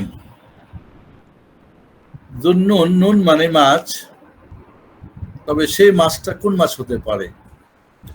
যে মাছটা একেবারে ইউনূস আলাইহিস সালামকে পুরো গিলে ফেলেছিল। আমরা জানি সামুদ্রিক মাছের মধ্যে সবচেয়ে বড় মাছ তিমি, তাই সেখান থেকে আমরা বলছি যে তিমি মাছ হতে পারে। কিন্তু তিমি মাছেই যে না, এর ব্যাপারে কোনো দলিল নেই। আমরা বলছিলাম যে তিমি মাছ খেয়ে ফেলছে ওনাকে, কারণ একটা বড় মাছ হওয়া দরকার যে মাছটা পুরো আস্ত একটা মানুষকে গিলে নিতে পারবে। আর সেই ধরনের মাছ আমরা যদি জানি তো তিমির নামে আসতে পারে, সেইখান থেকে বলেছি। তিমি মাছই যে তা উল্লেখ হয়েছে সেটা নাই। Thank you. জি, জাযাকাল্লাহু খাইরান শাইখ। ওই রকম। শাইখ, কাউকে যদি শিরকের জন্য বাধ্য করা হয়, শিরক না করলে মৃত্যুর ঝুঁকি থাকে, তখন কি শিরক করা যায়? জাযাকাল্লাহু খাইরান। বাধ্যর ব্যাপারটা ব্যক্তি বিশেষে কম বেশ হবে। কাউকে বাধ্য করা হয় শিরক করতে বা কুফরি করতে, আর সে করেই ফেলে, তাহলে তো গুনাহগার হবে না। একটা কথা মনে রাখতে হবে, প্রত্যেক শিরিককারী মুশরিক না, প্রত্যেক কুফরিকারী কাফের না। তার মধ্যে একটা পয়েন্ট যে বাধ্য যদি হয়। তো আল্লাহ নবী আলাইহিস সালাম বলছেন, তাজাওয়াজ উম্মতি সালাসা, তিনটা জিনিস আমার উম্মত থেকে আল্লাহ কি করে দিয়েছেন, উঠিয়ে নিয়েছেন। একটা কি, তার মধ্যে একটা হলো যেটা ভুলে যায়, যেটা ভুল করে করে, মা আখতা, যেটা ভুল করে করে, অমানাসিয়া, যেটা ভুলে যায়। একটা কি ওমাস্তুকরিহু আলাই, যেটা বাধ্য করা হয়। আমরা জানি না আম্মার বিন ইয়াসির রাদিয়াল্লাহু আনহুকে মক্কার কাফের মুশরিকরা বাধ্য করে কুফরি শিরকি কাজ করিয়েছিল, এবং করার পরে তিনি কাঁদতে কাঁদতে রাসূলের কাছে হাজির হয়েছিলেন। আর তখনই নাজিল হয়েছে কোরআন, ইল্লা ওয়াকালবুহু মুতমাইন্নুন ইল্লা মান উকরিহা ওয়াকালবুহু মুতমাইন্নুন বিল ঈমান। কিন্তু যাকে বাধ্য করে দেওয়া হয়, বাধ্য করে করা হয়, কিন্তু ঈমান তার ভিতরে। এবং আল্লাহর নবী কিন্তু বলেছিলেন আম্মার ইবনে ইয়াসির রাদিয়াল্লাহু আনহুকে, যে এরপরও যদি বাধ্য করা হয় তো তুমি করিও। তাহলে বাধ্য করে করা হলে কখনোই সেটা হবে না। অনেক সময় আমাদের দেশে দেখা যায় যে কিছু শিরিক বা কিছু কুফরি বা কিছু বিদআত হয়তো বাধ্য, তবে সেক্ষেত্রে তাকে অবশ্যই ঘৃণা জেনে, পাপ জেনে, এবং এটাকে বাধ্য করা হচ্ছে মানে বাধ্যতার যেন বাইরেও পূর্ণ হলে যে অন্তরে যেন, কলবে যেন কি থাকে, মুতমাইন থাকে হকের উপরে, আর বাতিলটাকে ঘৃণা করে, তাহলে ইনশাআল্লাহ আল্লাহ তাকে পাকড়া করবে না ইনশাআল্লাহ। জি, জাযাকাল্লাহু খাইরান শাইখ। ভাইয়া। শাইখ, অনেকে বলে তাওহীদে হাকিমিয়া নামে আরেকটি প্রকার বলে থাকে অনেকে। এ ধরনের কোনো প্রকার কি আছে? জাযাকাল্লাহু খাইরান। মালয়েশিয়াতে আমাদের এক ছোট ভাই আমাকে বলছিলেন যে একটা দল আছে হাকিমিয়া দল, যারা হুকুমত কায়েমের জন্যে তাদের শিক্ষা দীক্ষা, তাদের মেধা, শ্রম, টাকা পয়সা এবং নোট ভোটের যারা দাওয়াত তাবলীগ করেন, তো বলছো তোমাদের ওস্তাদরা তো একটা তাওহীদকে অস্বীকার করে। আমি বললাম সেটা কি? বলছে এটা তাওহীদুল হাকিমিয়া, হুকুমাতে একত্ববাদ, রাষ্ট্র ক্ষমতায়। তো হাকিম কে? আল্লাহ সুবহানাহু ওয়া তাআলা। হাকিম আল্লাহ সুবহানাহু ওয়া তাআলা, তাহলে হুকুমত তার হবে, ঠিক না? তো হাকিম তো আল্লাহর কি একটা গুণবাচক নাম, তাওহীদ আসমা সিফাতের মধ্যে, এবং হুকুম বিধিবিধান প্রণয়ন করা এই কাজটা আল্লাহ সুবহানাহু ওয়া তাআলার। তাহলে এটা রুবুবিয়ত এবং আসমা সিফাতে তো এসেই গেল। তাহলে আবার নতুন করে হুকুমিয়া তাওহীদ বানানো সালাফরাতের কোনো বানাই নাই। আসলে কথা হচ্ছে কি, যে যারা বিড়াল বেঁধে খায় তাকে বোঝানো কঠিন। একটা গল্প আছে, মানে গল্প, যে দাদা অন্ধ ছিল, তো খেতে বসলে দাদিকে বলতো যে বিড়ালটা বেঁধে দিও, বাড়ির পোষা বিড়াল, না হলে ওর ওই মাছ আর গোস্ত খেয়ে ফেলতো। তো বেঁধে তারপরে দিত, মাছ গোস্ত হলে বিড়ালটা বেঁধে তারপরে খাওয়া দিত। তো এরপরে ওর বাবা মারা গেল, দাদা, তোর বাবা এখন ও বেঁধে খাই। তোকে বললো তুমি তো এখন চোখলার, তোমার বাপ মা অন্ধ ছিল, তুমি বিড়াল বেঁধে কেন খাও? আমার বাবা খেয়েছে, আমিও খাবো। তো ঠিক আছে, মূর্খ মানুষ, তাকে আর মানুষ বুঝাতে পারলো না। তার ছেলে লেখাপড়া করে শিক্ষিত হয়েছে, এবার এও বিড়াল বেঁধে খায়। তো তাকে বলা হলো যে তুমি কেন বিড়াল বেঁধে খাও বাবা? তোমার দাদা ছিল অন্ধ, তাই খেয়েছে, তোমার বাবা ছিল মূর্খ, শুনে নাই, তুমি তো এখন শিক্ষিত। বলে না, এটা আমাদের পরিবারের এটা কালচার, আমরা বিড়াল বেঁধে খাই। তো বিড়াল বেঁধে খাওয়া মানুষগুলি কিন্তু বোঝানো কঠিন। আচ্ছা, লা ইলাহা ইল্লাল্লাহ, লা ইলাহা ইল্লাল্লাহ, আল্লাহ ছাড়া সত্য কোনো মাবুদ নেই, এবং লা ইলাহা আলোচনা করবো তখন বলবো। এই লা ইলাহা তাওহীদের কালেমাকে তারা শিরকি কালেমা বানিয়েছে, এটা আমরা পরে জানবো। তাওহীদের কালেমাকে কিভাবে শিরকের কালেমা বানিয়েছে সেটা আমাদের জানা জরুরি, এবং তাদেরই খুব দাওয়াত তাবলীগ, এবং তাদেরই কিন্তু সব ওস্তাদ, অনেক দায়ী ইলাল্লাহ তাদের রয়েছে বলে তারা দাবি করেন। তো লা ইলাহা তারা অর্থ করতো কি, লা হাকিমা, আল্লাহ ছাড়া নেই কোনো বিধানদাতা। তো ইলাহ তো হচ্ছে কি তাওহীদুল উলুহিয়া, ঠিক না? তাওহীদুল উলুহিয়া, তাহলে সেটাকে তারা বানাচ্ছে কি তাওহীদুল ইলাহ, হচ্ছে তাওহীদুল উলুহিয়া, সেটাকে অনুবাদ করছে তাওহীদুল রুবুবিয়্যাহ দিয়ে। এটা নিঃসন্দেহে ডাল মে কুছ কালা হয়, কারণ তাদের কাজই হচ্ছে কি রাষ্ট্র ক্ষমতায় যেতে হবে, এটাই হলো তাদের মূল, এছাড়া আর কিছু তারা বুঝে না। এই জন্যে আমি তো সেনকে বলেছিলাম যে বাতিল 7টা দল দিন কায়েমের কাজ করে, তার মধ্যে একটা যারা হাকিমিয়া, রাষ্ট্র ক্ষমতা দখল হলেই সবকিছু হয়ে যাবে, এটা একটা বাতিল দল, এটা বেদাতি দল, কোনো সন্দেহ নেই। এদের দাওয়াত তাবলীগ সম্পূর্ণ বাতিল তরিকা, এটা নবী রাসূলদের তরিকা নয়। তাহলে ইলার অর্থ হাকিম, তাদের বইপত্রে লিটারেচারে ছিল, এখন অবশ্যই এটা উঠাই দিয়েছে, এবং আমরা একসময় এটা পড়ছি যে লা ইলাহা মানে লা হাকিমা ইল্লাল্লাহ, আল্লাহ ছাড়া কোনো বিধানদাতা নেই। তাহলে তাওহীদুল উলুহিয়াকে রুবুবিয়্যাত দিয়ে যারা অর্থ করে, বোঝানোর চেষ্টা করে, এটা বাতিল, কোনো সন্দেহ নেই।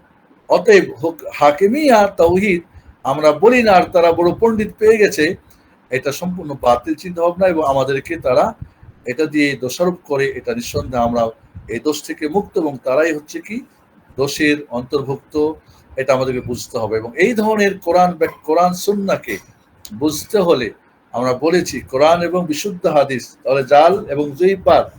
কোরআন মানে কি আমাদের কোরআন, শিয়াদের কোরআন নয়। আর এই কোরআন সুন্নাহর বুঝতে হবে সালাফে সালিহিনদের বুঝ। সালাফে সালিহিনদের কেউ কি তাওহীদুল হাকিমিয়া বলছেন?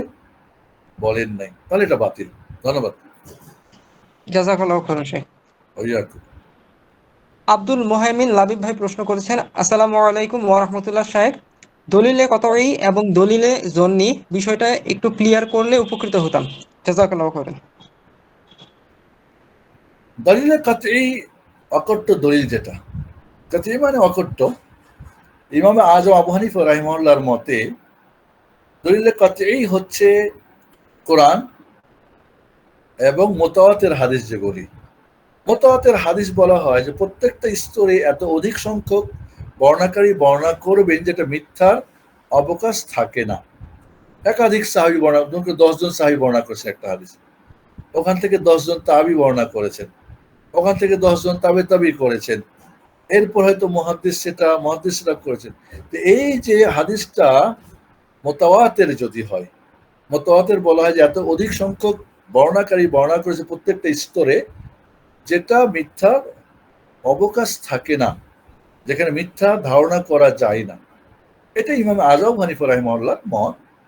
অবশ্যই তার মতকে আমরা শ্রদ্ধা জানাবো, বাট সেটা গ্রহণ করব কিনা সেটা তো আমরা সঠিকটাকে গ্রহণ করার চেষ্টা করব।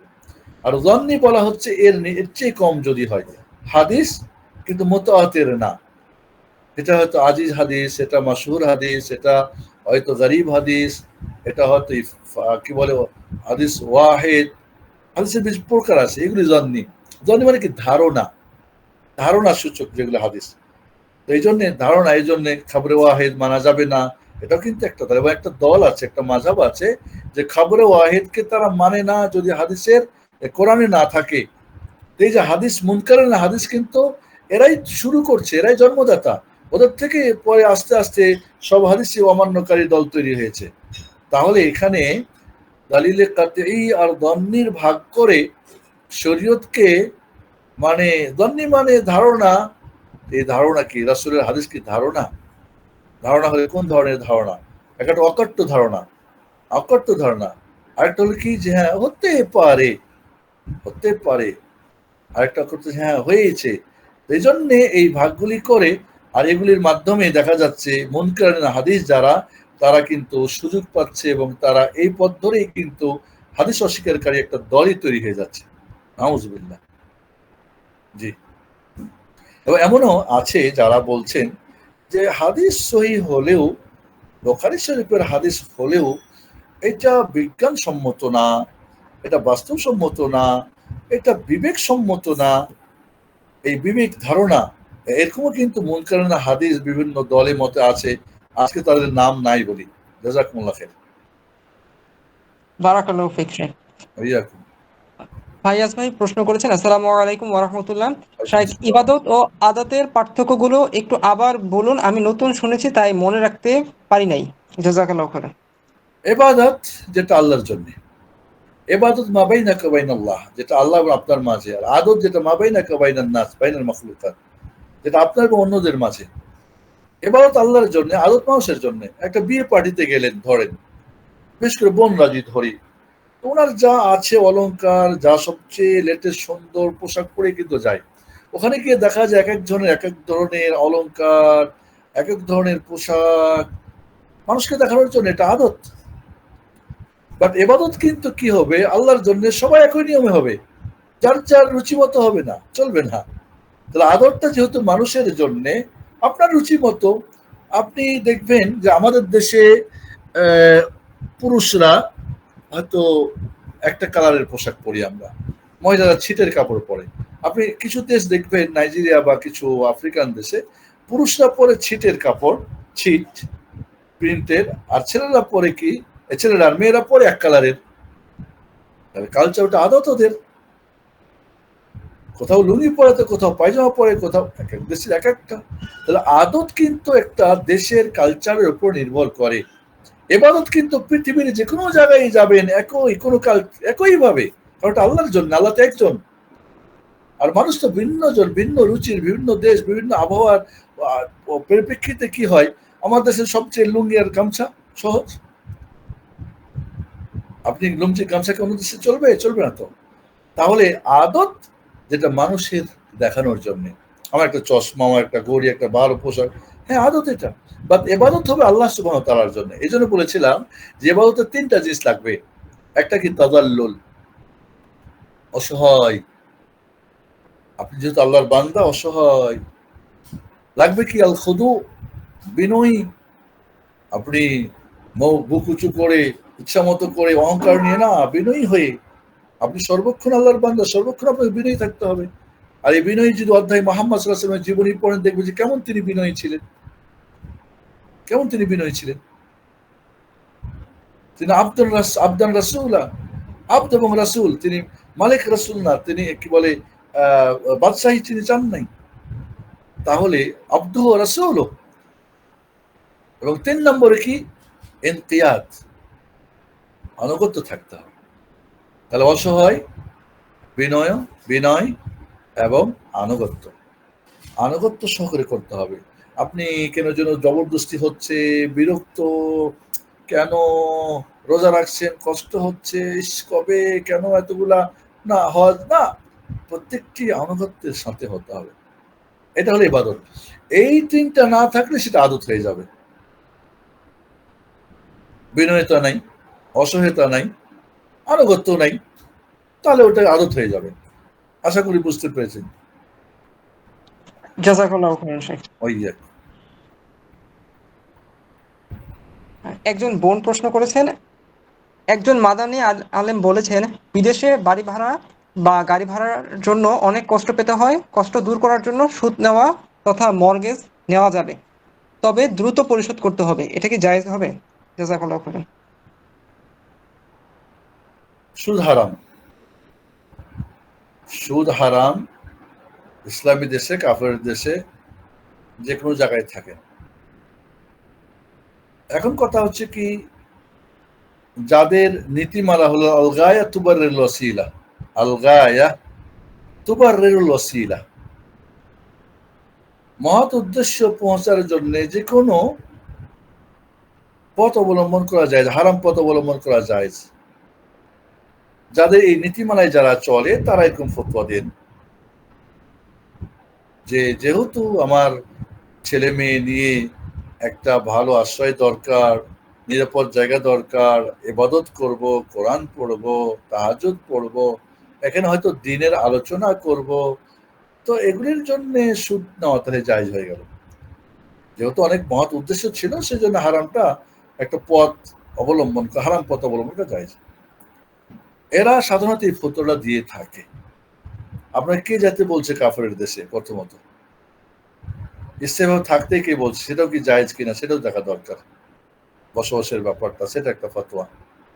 আমি ফতোয়া দিচ্ছি না, কিন্তু আপনি সেটা আগে জানেন। এই জন্যে আমি এমনও আমাদেরকে অনেক ভাইরা ফোন করেছে বা অনেক বোনরা যে বাসা বাড়ি নাই, সুদ ছাড়া হবে না, ভাড়া দিয়ে আছে, নিচ্ছে না, বাবা ছেলে আরো ইনকাম করে, নেওয়ার মতো সুযোগ আছে, হয়তো নগদ পাচ্ছে না, কিছু সুদ নিলে সম্ভব, নিচ্ছে না।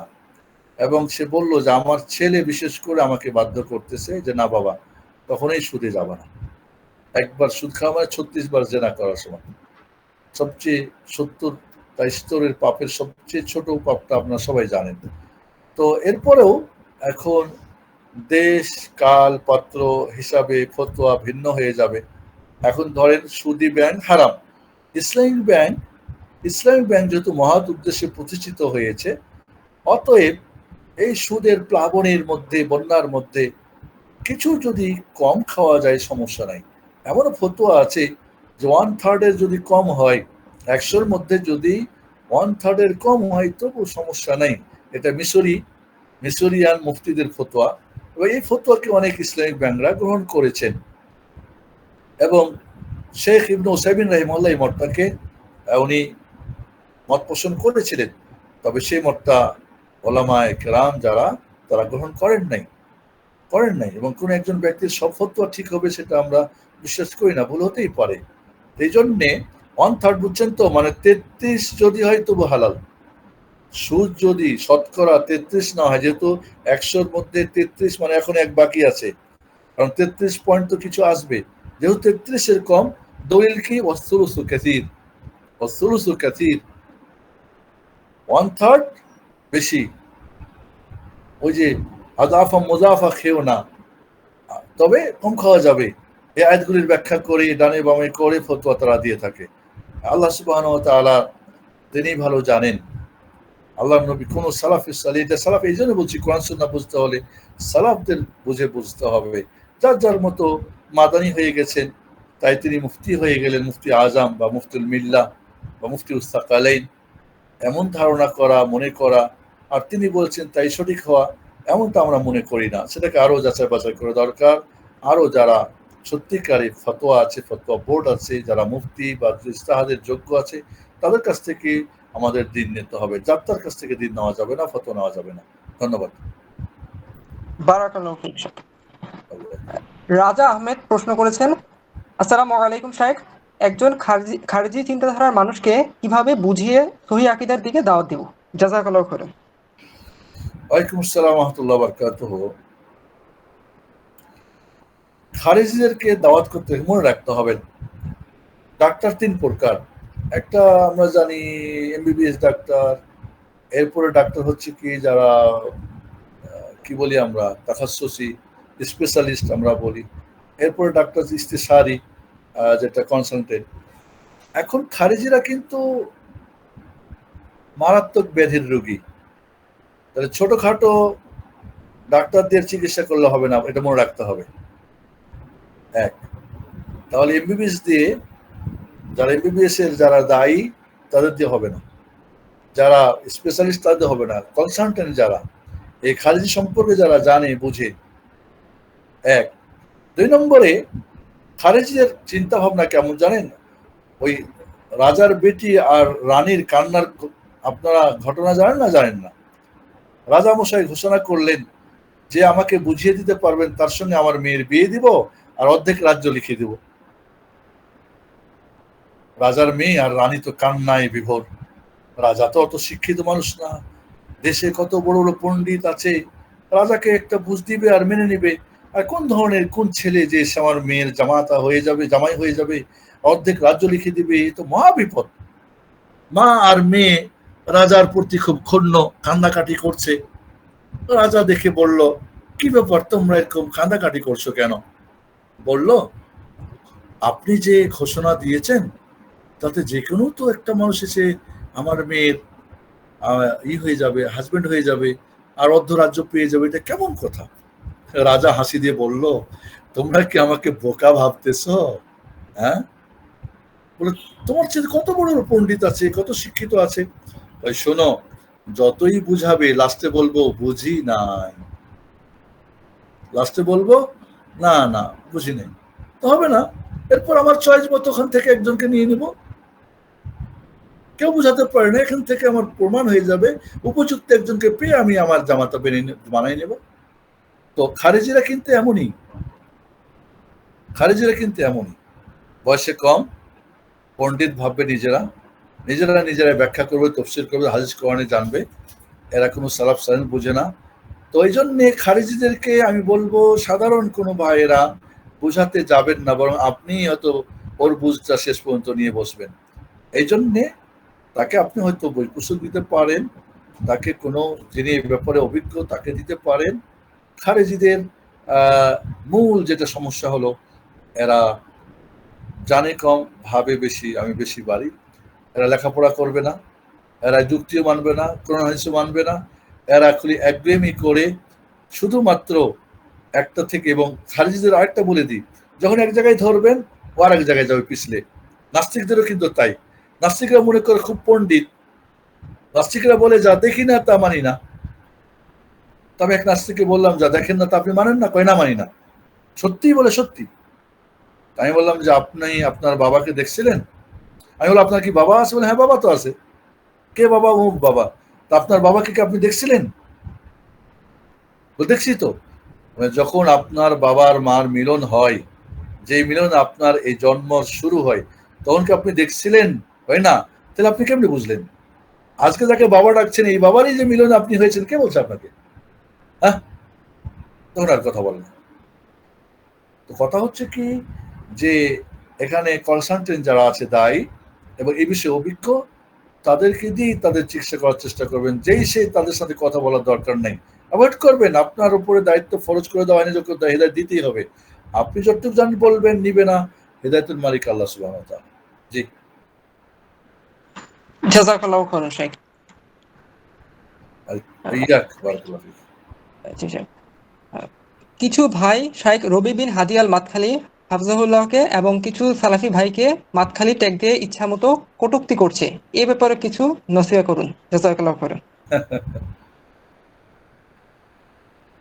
ইমাম ইবনে তাইমিয়া রাহিমাহুল্লাহ বলেছেন, বেদাতীরা যখন বেদাত তৈরি করে, আর এই বেদাতকে অবশ্যই সালাফিরা, আহলুস সুন্নাহ জামাত, আহলুল হাদিসরা সমর্থন করে না, ওলামা রাব্বানীরা সমর্থন করে না, ওলামা হক কখনোই সমর্থন করে না। তখন তারা লাগাম ছাড়া ঘোড়ার পিঠে উঠিয়া এদেরকে কাফের ফতোয়া দিয়া চলতে থাকে। আপনি আশ্চর্য হবেন, জাহিলিয়াতের জামানায় মাসাইলুল জাহিলিয়া, শেখুল ইসলাম মোহাম্মদ আব্দুল ওয়াহাব রাহিমাহুল্লাহর একটা বই আছে, জাহিলিয়াত ইসলামের যে দ্বন্দ্ব। তো ওখানে প্রায় 100-র উপরে ইসলাম ও জাহিলিয়াতের দ্বন্দ্ব উনি মাসাইল নিয়ে আসছেন, বিষয় নিয়ে আসছেন। সুবহান আল্লাহিল আযীম, আল্লাহু আকবার। সেই জাহিলিয়াতের আবু জাহালের জামানায় মুহাম্মদ সাল্লাল্লাহু আলাইহি ওয়াসাল্লামের ইসলামের সাথে যে দ্বন্দ্ব হয়েছিল, আজ হুবাহু, বরং ওর চাইতে কিছু কিছু বিষয় আরো প্রকট, আরো কঠিন আজ বর্তমান সমাজে প্রচলিত চলতেছে। বড় দুঃখজনক। আবু জাহাল, আবু লাহাবরা মুহাম্মদুর রাসূলুল্লাহ সাল্লাল্লাহু আলাইহি ওয়াসাল্লামের দাওয়াতকে ব্যাহত করার জন্য, বন্ধ করার জন্য যেই ধরনের ট্যাগ, যেই ধরনের দোষারোপ, যেই ধরনের কথাবার্তা, যেই ধরনের কর্মসূচি গ্রহণ করেছিল, সেই জাহিলিয়াতের জামানায় আজকে আব্দুল্লাহ, আব্দুর রাহিম, মোহাম্মদ আর আহমদ, বিভিন্ন বাতিল ফিরকার দলরা ওই হুবাহ এবং এর চেয়ে আরো কঠিন কিছু ত্যাগ লাগা দিচ্ছে। আমি তো বলি যে শেখ রাবি আল মাদখালি তার মতো একজন মানুষের, তিনি যখন কলম ধরেন, আজ পর্যন্ত তার কলমের উত্তর কেউ দিতে পারছে? বেদাতিরা পারে নাই। কারণ ইলমি জগতে, কোরআন সুন্নাহর জগতে সালাফিদের মতো পৃথিবীতে কেউ কখনোই ইলমিতে কোরআন সুন্নাহর আলোকে মাসলা মাসাইল এটাকে তাহকিকে কেউ আগাতে পারবে না। হ্যাঁ, বলবে এরা কঠিন, বলবে এরা ঐক্য নষ্ট করছে। বেটা, তাওহীদ না থাকলে ঐক্য হয়? তাওহীদ ছাড়া ইত্তেহাদ হয়? আমরা আসবো উপকারিতায় আলোচনায়। তাওহীদ ছাড়া ইত্তেহাদ চাচ্ছ না, যার দল আসো, চলো সব একসাথে নিয়ে আমরা রাষ্ট্র ক্ষমতা দখল করি। তো তাওহীদ না হলে ইত্তেহাদ 2 দিন পর তো ভেঙে যাবে। এর আগে তো আপনাদের বলছি যে হয়ে যাবে কার মতো? ওই রব্বানি আর হিকমাতিয়ারের মতো, হয়ে যাবে ফাত আর হামাসের মতো, হবে তো এরকমই। এই জন্যে কথা হচ্ছে কি যে শাইখের ব্যাপারে যারা কটূক্তি করেন, তাকে নিয়ে যারা কোরআন সুন্নাহর কথা বলেন, তাদেরকে খালি ট্যাগ লাগাই দিয়ে যে কাজগুলি করেন, এই কাজগুলি কিন্তু আবু জাহলরা করেছিল। এই কাজগুলি আবু জাহলরা করেছিল, জাহিলিয়াতের জামানায় এই কাজগুলি হয়েছিল। কাজে আমি বলবো যে মুহাম্মদ রাসূলুল্লাহ সাল্লাল্লাহু আলাইহি ওয়াসাল্লামকে পাগল বলেছে, তাতে কি উনি ক্ষান্ত হয়ে গেছিলেন? জাদুঘর বলেছিলেন, তাহলে কি উনি বন্ধ করে দিয়েছিলেন? তাকে পাগল বলেছিল, তাহলে কি তিনি পাগল ছেড়ে গেছিলেন? না, বলবে এটাই হলো কি আগের, পরের, এখন, ভবিষ্যৎ বাতিলদের হাতিয়ার। বাতিলরা সবসময় মনে রাখবেন, বাতিলদের হাতিয়ারগুলি কি জানেন আপনার? বাতিলদের হাতিয়ার কি? আচ্ছা, বাতিলদের হাতিয়ার নিয়ে অন্য একসময় কথা বলবো। বাতিলদের 4টা হাতিয়ার আছে বাতিলদের, বলে ফেলি। 1 নম্বরে কোরআন সুন্নাহ, সহিহ ব্যাখ্যা নিজেদের। নাম্বার 2 কোরআন সুন্নাহ কিন্তু মুতাশাবিহাত, রূপক, তারা একটা অর্থ করে, তারা একটা অর্থ বলে দিয়ে নিজের একটা স্বার্থ হাসিল করতে চায়। 3 নম্বর জাল হাদিস। 4 নম্বর জয়ীফ হাদিস। এটা তার বাতিলদের হাতিয়ার, ধর্মীয় হাতিয়ার। কারণ এই 4টাকেই মানুষ তো দিন মনে করে। কোরআন তো দিন, হাদিস তো দিন, জাল তো হাদিস মনে করে। আবার জাল হলে হাদিস, বলে জাল হলেও তো হাদিস তো, এই কথা বলে। জয়ীফ হলেও তো হাদিস তো। ধন্যবাদ। জাযাকাল্লাহু খাইরান শেখ। ওয়াইয়াকুম। শাইখ ইমরান ভাই প্রশ্ন করেছেন, আসসালামু আলাইকুম সম্মানিত শাইখ, আমার প্রশ্ন হলো, সাম্প্রতিক সময়ে একজন আহলে হাদিস দায়ী ইনসাফ পার্টি নামে দল গঠন করেছেন, এখানে আমাদের জয়েন করা কি উচিত হবে? শাইখ, আমি এখানে আরেকটু যোগ করতেছি, সেটা হচ্ছে যে এই যে ইনসাফ পার্টি নামে যে দলটা গঠন করা হয়েছে, এই দলের মধ্যে আহলে হাদিস মেয়েদেরকেও জয়েন করার জন্য বলা হচ্ছে। এমনকি ওইখানকার যে সিনিয়র দায়ী, উনি ওনার মেয়েকে জাহাঙ্গীরনগর ইউনিভার্সিটিতে পড়ে মাঠে পাঠিয়েছেন কোটা আন্দোলনের সময়। এসব উদাহরণ উনি দিয়ে মানুষজনকে উদ্বুদ্ধ করছেন। এই বিষয়ে একটু আমাদেরকে নাসিহত করলে ভালো হয়। জাযাকাল্লাহু খাইরান। আমরা চিন্তা ভাবনায় কাউকে বাধ্য করতে পারবো না, সবাই স্বাধীন, আমরা স্বাধীন দেশ। আমি তো বলেছি, পরাধীন মানুষদের স্বাধীন দেশের কোনো মূল্য নেই। আমি সংক্ষিপ্ত উত্তর বলবো, গণতন্ত্র কুফরিবাদ। আব্রাহাম লিঙ্কনের গণতন্ত্র কুফরিবাদ। ওই ইসলামকে ধ্বংস করার জন্যই গণতন্ত্র। গণতন্ত্রের মাঝে দিন কায়েমের স্বপ্ন যারা দেখেন এবং দেখান, তারা প্রতারক, তারা ধোঁকাবাজ। গণতন্ত্রের কুফরিবাদের মধ্যে যারা দিন কায়েমের স্বপ্ন দেখান, তারা ধোঁকাবাজ, তারা প্রতারক। এখন আমার সাথে উনি একমত নাও হতে পারে। সেদিনকে একজন এই পার্টি নিয়ে একজন বলতেছে যে আমি অনেক চিন্তা ভাবনা করে দেখলাম, সাধারণ একজন মানুষ, যারা শিক্ষিত, যে যারা এই গণতন্ত্রের এই রাজতন্ত্রের কি বলে রাজনৈতিক ময়দানে কাজ করছে না, তারা বৈরাগী। আমি ওনাকে জিজ্ঞেস করলাম যে আপনি চিন্তা ভাবনা গবেষণা করার আপনার কি এমন সোর্স আছে, কি অভিজ্ঞতা যোগ্যতা আছে, আপনি কোরআন বুঝেন? কই না। পড়তে পারেন? বলেন তো সূরা ফাতিহা। তো থেমে গেল, একটু ধমক দিলাম যখন। তো আপনি গবেষণা করলেন, চিন্তা ভাবনা করলেন, আর এদেরকে ট্যাগ লাগাই দিলেন যারা সব বৈরাগী, আর আপনারা হয়ে গেলেন কি খালেদ সাইফুল্লাহ আর আমির হামজা। হ্যাঁ, আপনারা সাদ বিন আবি ওয়াক্কাস হয়ে গেলেন আপনারা। তো আমি বলছি যে তারা আমাদের বড় ভাই, ভাবতেই পারে, হতেই পারে তার সঙ্গে আমাকে একমত হতে হবে তাও না, তিনি যে আমার সঙ্গে একমত হবেন তাও না, তবে আমাকে প্রমাণ করে দিতে হবে। এবং হয় নাই, মনে রাখবেন, সৌদি আরব আজ জাজুল্লাহ আমাদের সামনে প্রমাণ। শেখ মোহাম্মদ আব্দুল্লাহ ওয়াহাব রাহিমাহুল্লাহর হাত ধরে এবং মোহাম্মদ বিন সাউদ, দুইজনের হাত ধরে সৌদি আরবের তাওহীদ সুন্নাহর বাস্তবায়ন, শিরক বিদআত উৎখাত করে একটা রাষ্ট্র পর্যন্ত প্রতিষ্ঠিত হয়েছিল, আজও সেটা রয়েছে, চলতে আছে। কিন্তু গণতন্ত্রের ধ্বজাধারীরা রাষ্ট্র ক্ষমতায় এসেছে, কেউ কিন্তু টিকে থাকে নাই। আলজেরিয়াতে এসেছিল, চলে গেছে। ফিলিস্তিনে আপনারা দেখতেই পাচ্ছেন ফাত আর হামাসের কর্মকাণ্ড, নিজেরাই সবাই শহীদ হয়ে যাচ্ছেন। তুর্কিস্তানে চলে গেছে। আফগানিস্তানে রাষ্ট্র ক্ষমতা এসেছে শেষ পর্যন্ত, তবে এটা ইসলামী রাষ্ট্র না। যারা বলবে তারা বাতিল, কোনো সন্দেহ নেই। এটা সুফিবাদের এবং এরা শিরিক বিদআতে ভরপুর। এটা কোনো ইসলামী রাষ্ট্র বা ইসলামী হুকুমা থেকে আমরা মনে করি না, মনে করতে পারে আর কেউ। এবং তারাও কিন্তু ভোট নোট দিয়ে আসছে না, তারা জেহাদ করে আসছে, জেহাদ করে কিন্তু আসছে তারা। তাহলে বিষয়টা হচ্ছে কি, যে কোনোভাবেই টিকবে না। আপনারা জানেন মিশরের কথা, মুরসির কথা আপনারা জানেন, কিভাবে আসলো আর কিভাবে তছনছ হয়ে গেল। হবে না, অসম্ভব। আল্লাহ রাব্বুল কোনো বাতিলকে সাহায্য করবেন না, উড়ে যাবে। কাজেই আমি মনে করি এই ধরনের চিন্তা ভাবনা যারা করছেন তারা, আমি অবশ্যই যা কোরআন সুন্নাহ আলোকে সালাফদের যা, এটা ঠিক করছেন না, এটা ঠিক করছেন না। এখানে আপনারা জানেন যে মিশরে দুইটা দল হয়ে গেছিল, সালাফিরা আর নূর একটা, যারা ভোট নোটে চলে গিয়েছিল, আর যারা যায় নাই, দুই দলে নিজেরাই নিজের ফতোয়া করে কত ক্ষতি করছে। আর কিছু ছিল তাওয়াক্কুফ, মধ্যখানে কোনোটাই না। তো মধ্যখানে কি হলো শেষ পর্যন্ত? এবং এদের এখনইদের যেটা কাজ হলো, এদের কাজ হলো সালাফিদেরকে তছনছ করে দেওয়া, এদেরকে বিভিন্ন ভাগে টুকরা টুকরা করে দেওয়া। কাজে এদের কোনো ফাঁদে আমাদের পড়া যাবে না।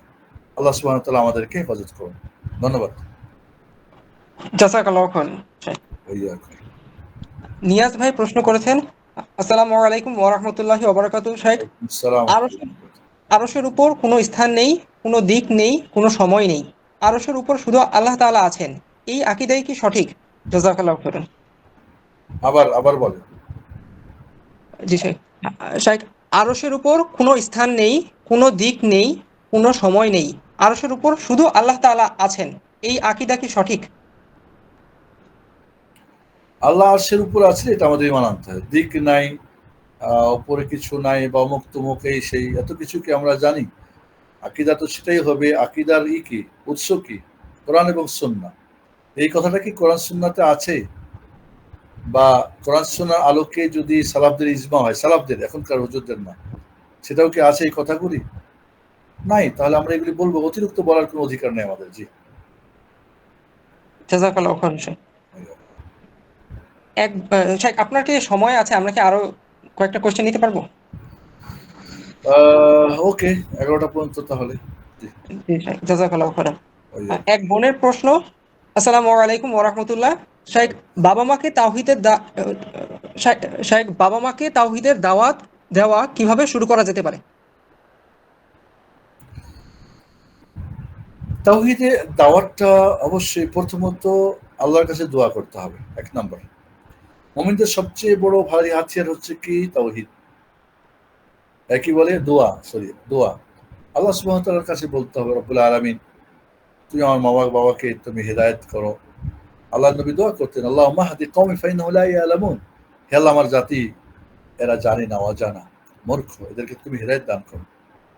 এই জন্য প্রথমত আল্লাহর কাছে দোয়া করতে হবে। দ্বিতীয়ত আপনাকে বিষয়টা ভালো করে পড়তে হবে নিজে, এবং প্র্যাকটিস করতে হবে বলার, কিভাবে আপনি বলা যায় সহজ করে।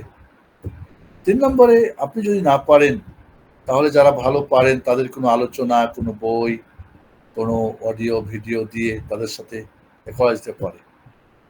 3 নম্বরে যেটা বা 4 নম্বরে যেটা বলবো, যে তাওহীদ কিন্তু অনেক ভারী জিনিস। তাওহীদ ভারী জিনিস, কাজে একে গ্রহণ করা, মাথায় নেওয়াটা অনেক কঠিন। এই জন্য সহজ পথে তাওহীদকে সহজ করে দেওয়ার চেষ্টা করবেন এবং শক্ত হবেন না। একদিন করে 2 দিন করে বলবেন না, ওরা নিবে না, না, ফতোয়া ট্যাগ লাগাই দিবেন না, লেগে থাকেন। আল্লাহ নবী আলাইহিস সালাতু ওয়াসসালাম আবু তালেবকে মৃত্যু পর্যন্ত লা ইলাহা ইল্লাল্লাহ দাওয়াত দিতেই ছিলেন। ঠিক মুমূর্ষু যখন মারা যাচ্ছে তখনও দিয়েছেন। আমাদের সেটা চালিয়ে যেতে হবে। আমি যদি দোয়া করতে পারি, আমি নিজে ভালো জানি এবং তাদেরকে সহজ করে বোঝানোর চেষ্টা করি। এবং আপনি যখন শুরু করবেন বোন, আপনি তাওহীদের রুবুবিয়্যাহ দিয়ে শুরু করবেন। রুবুবিয়্যাতে কিন্তু একমত।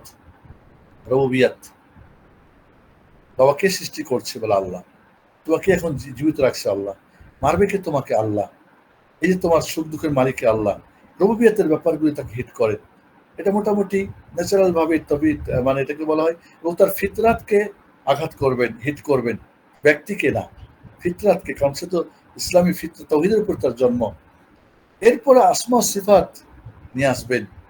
এই দুইটা যখন সে বুঝে নিবে, তখন তাওহীদের উলুহিয়াটাকে নিয়ে আসার চেষ্টা করবেন। ইনশাআল্লাহ দেখবেন, এবং আপনার দোয়া এবং আপনার এই কৌশল, দাওয়াতি পদ্ধতি, আল্লাহ রাব্বুল আলামিন ইনশাআল্লাহ তারা হেদায়েতে চলে আসবে ইনশাআল্লাহ, আশা করি। বারাকাল্লাহু ফিক শেখ। ইয়াকুম। শেখ, এক বোনের প্রশ্ন, ইসলামের কোনো একটা বিষয় নিয়ে তামাশা করলে সেই ইসলাম থেকে বের হয়ে যাবে, বেশিরভাগ সাধারণ মানুষ তা জানে না। তারা যদি মজা করে পরিপূর্ণ বোরকা পরিহিত ব্যক্তিকে ভূত বলে আখ্যায়িত করে, তাহলে কি তারা ইসলাম থেকে বের হয়ে যাবে? জাযাকাল্লাহু খাইরান। এর আগে বলছিলাম যে প্রত্যেক কুফরিকারী কাফের হয় না, প্রত্যেক শিরিককারী মুশরিক হয় না। শুরুতুল মাওয়ানে আছে, শুরুতুল ইসবাত আছে। এখন একটা লোক যদি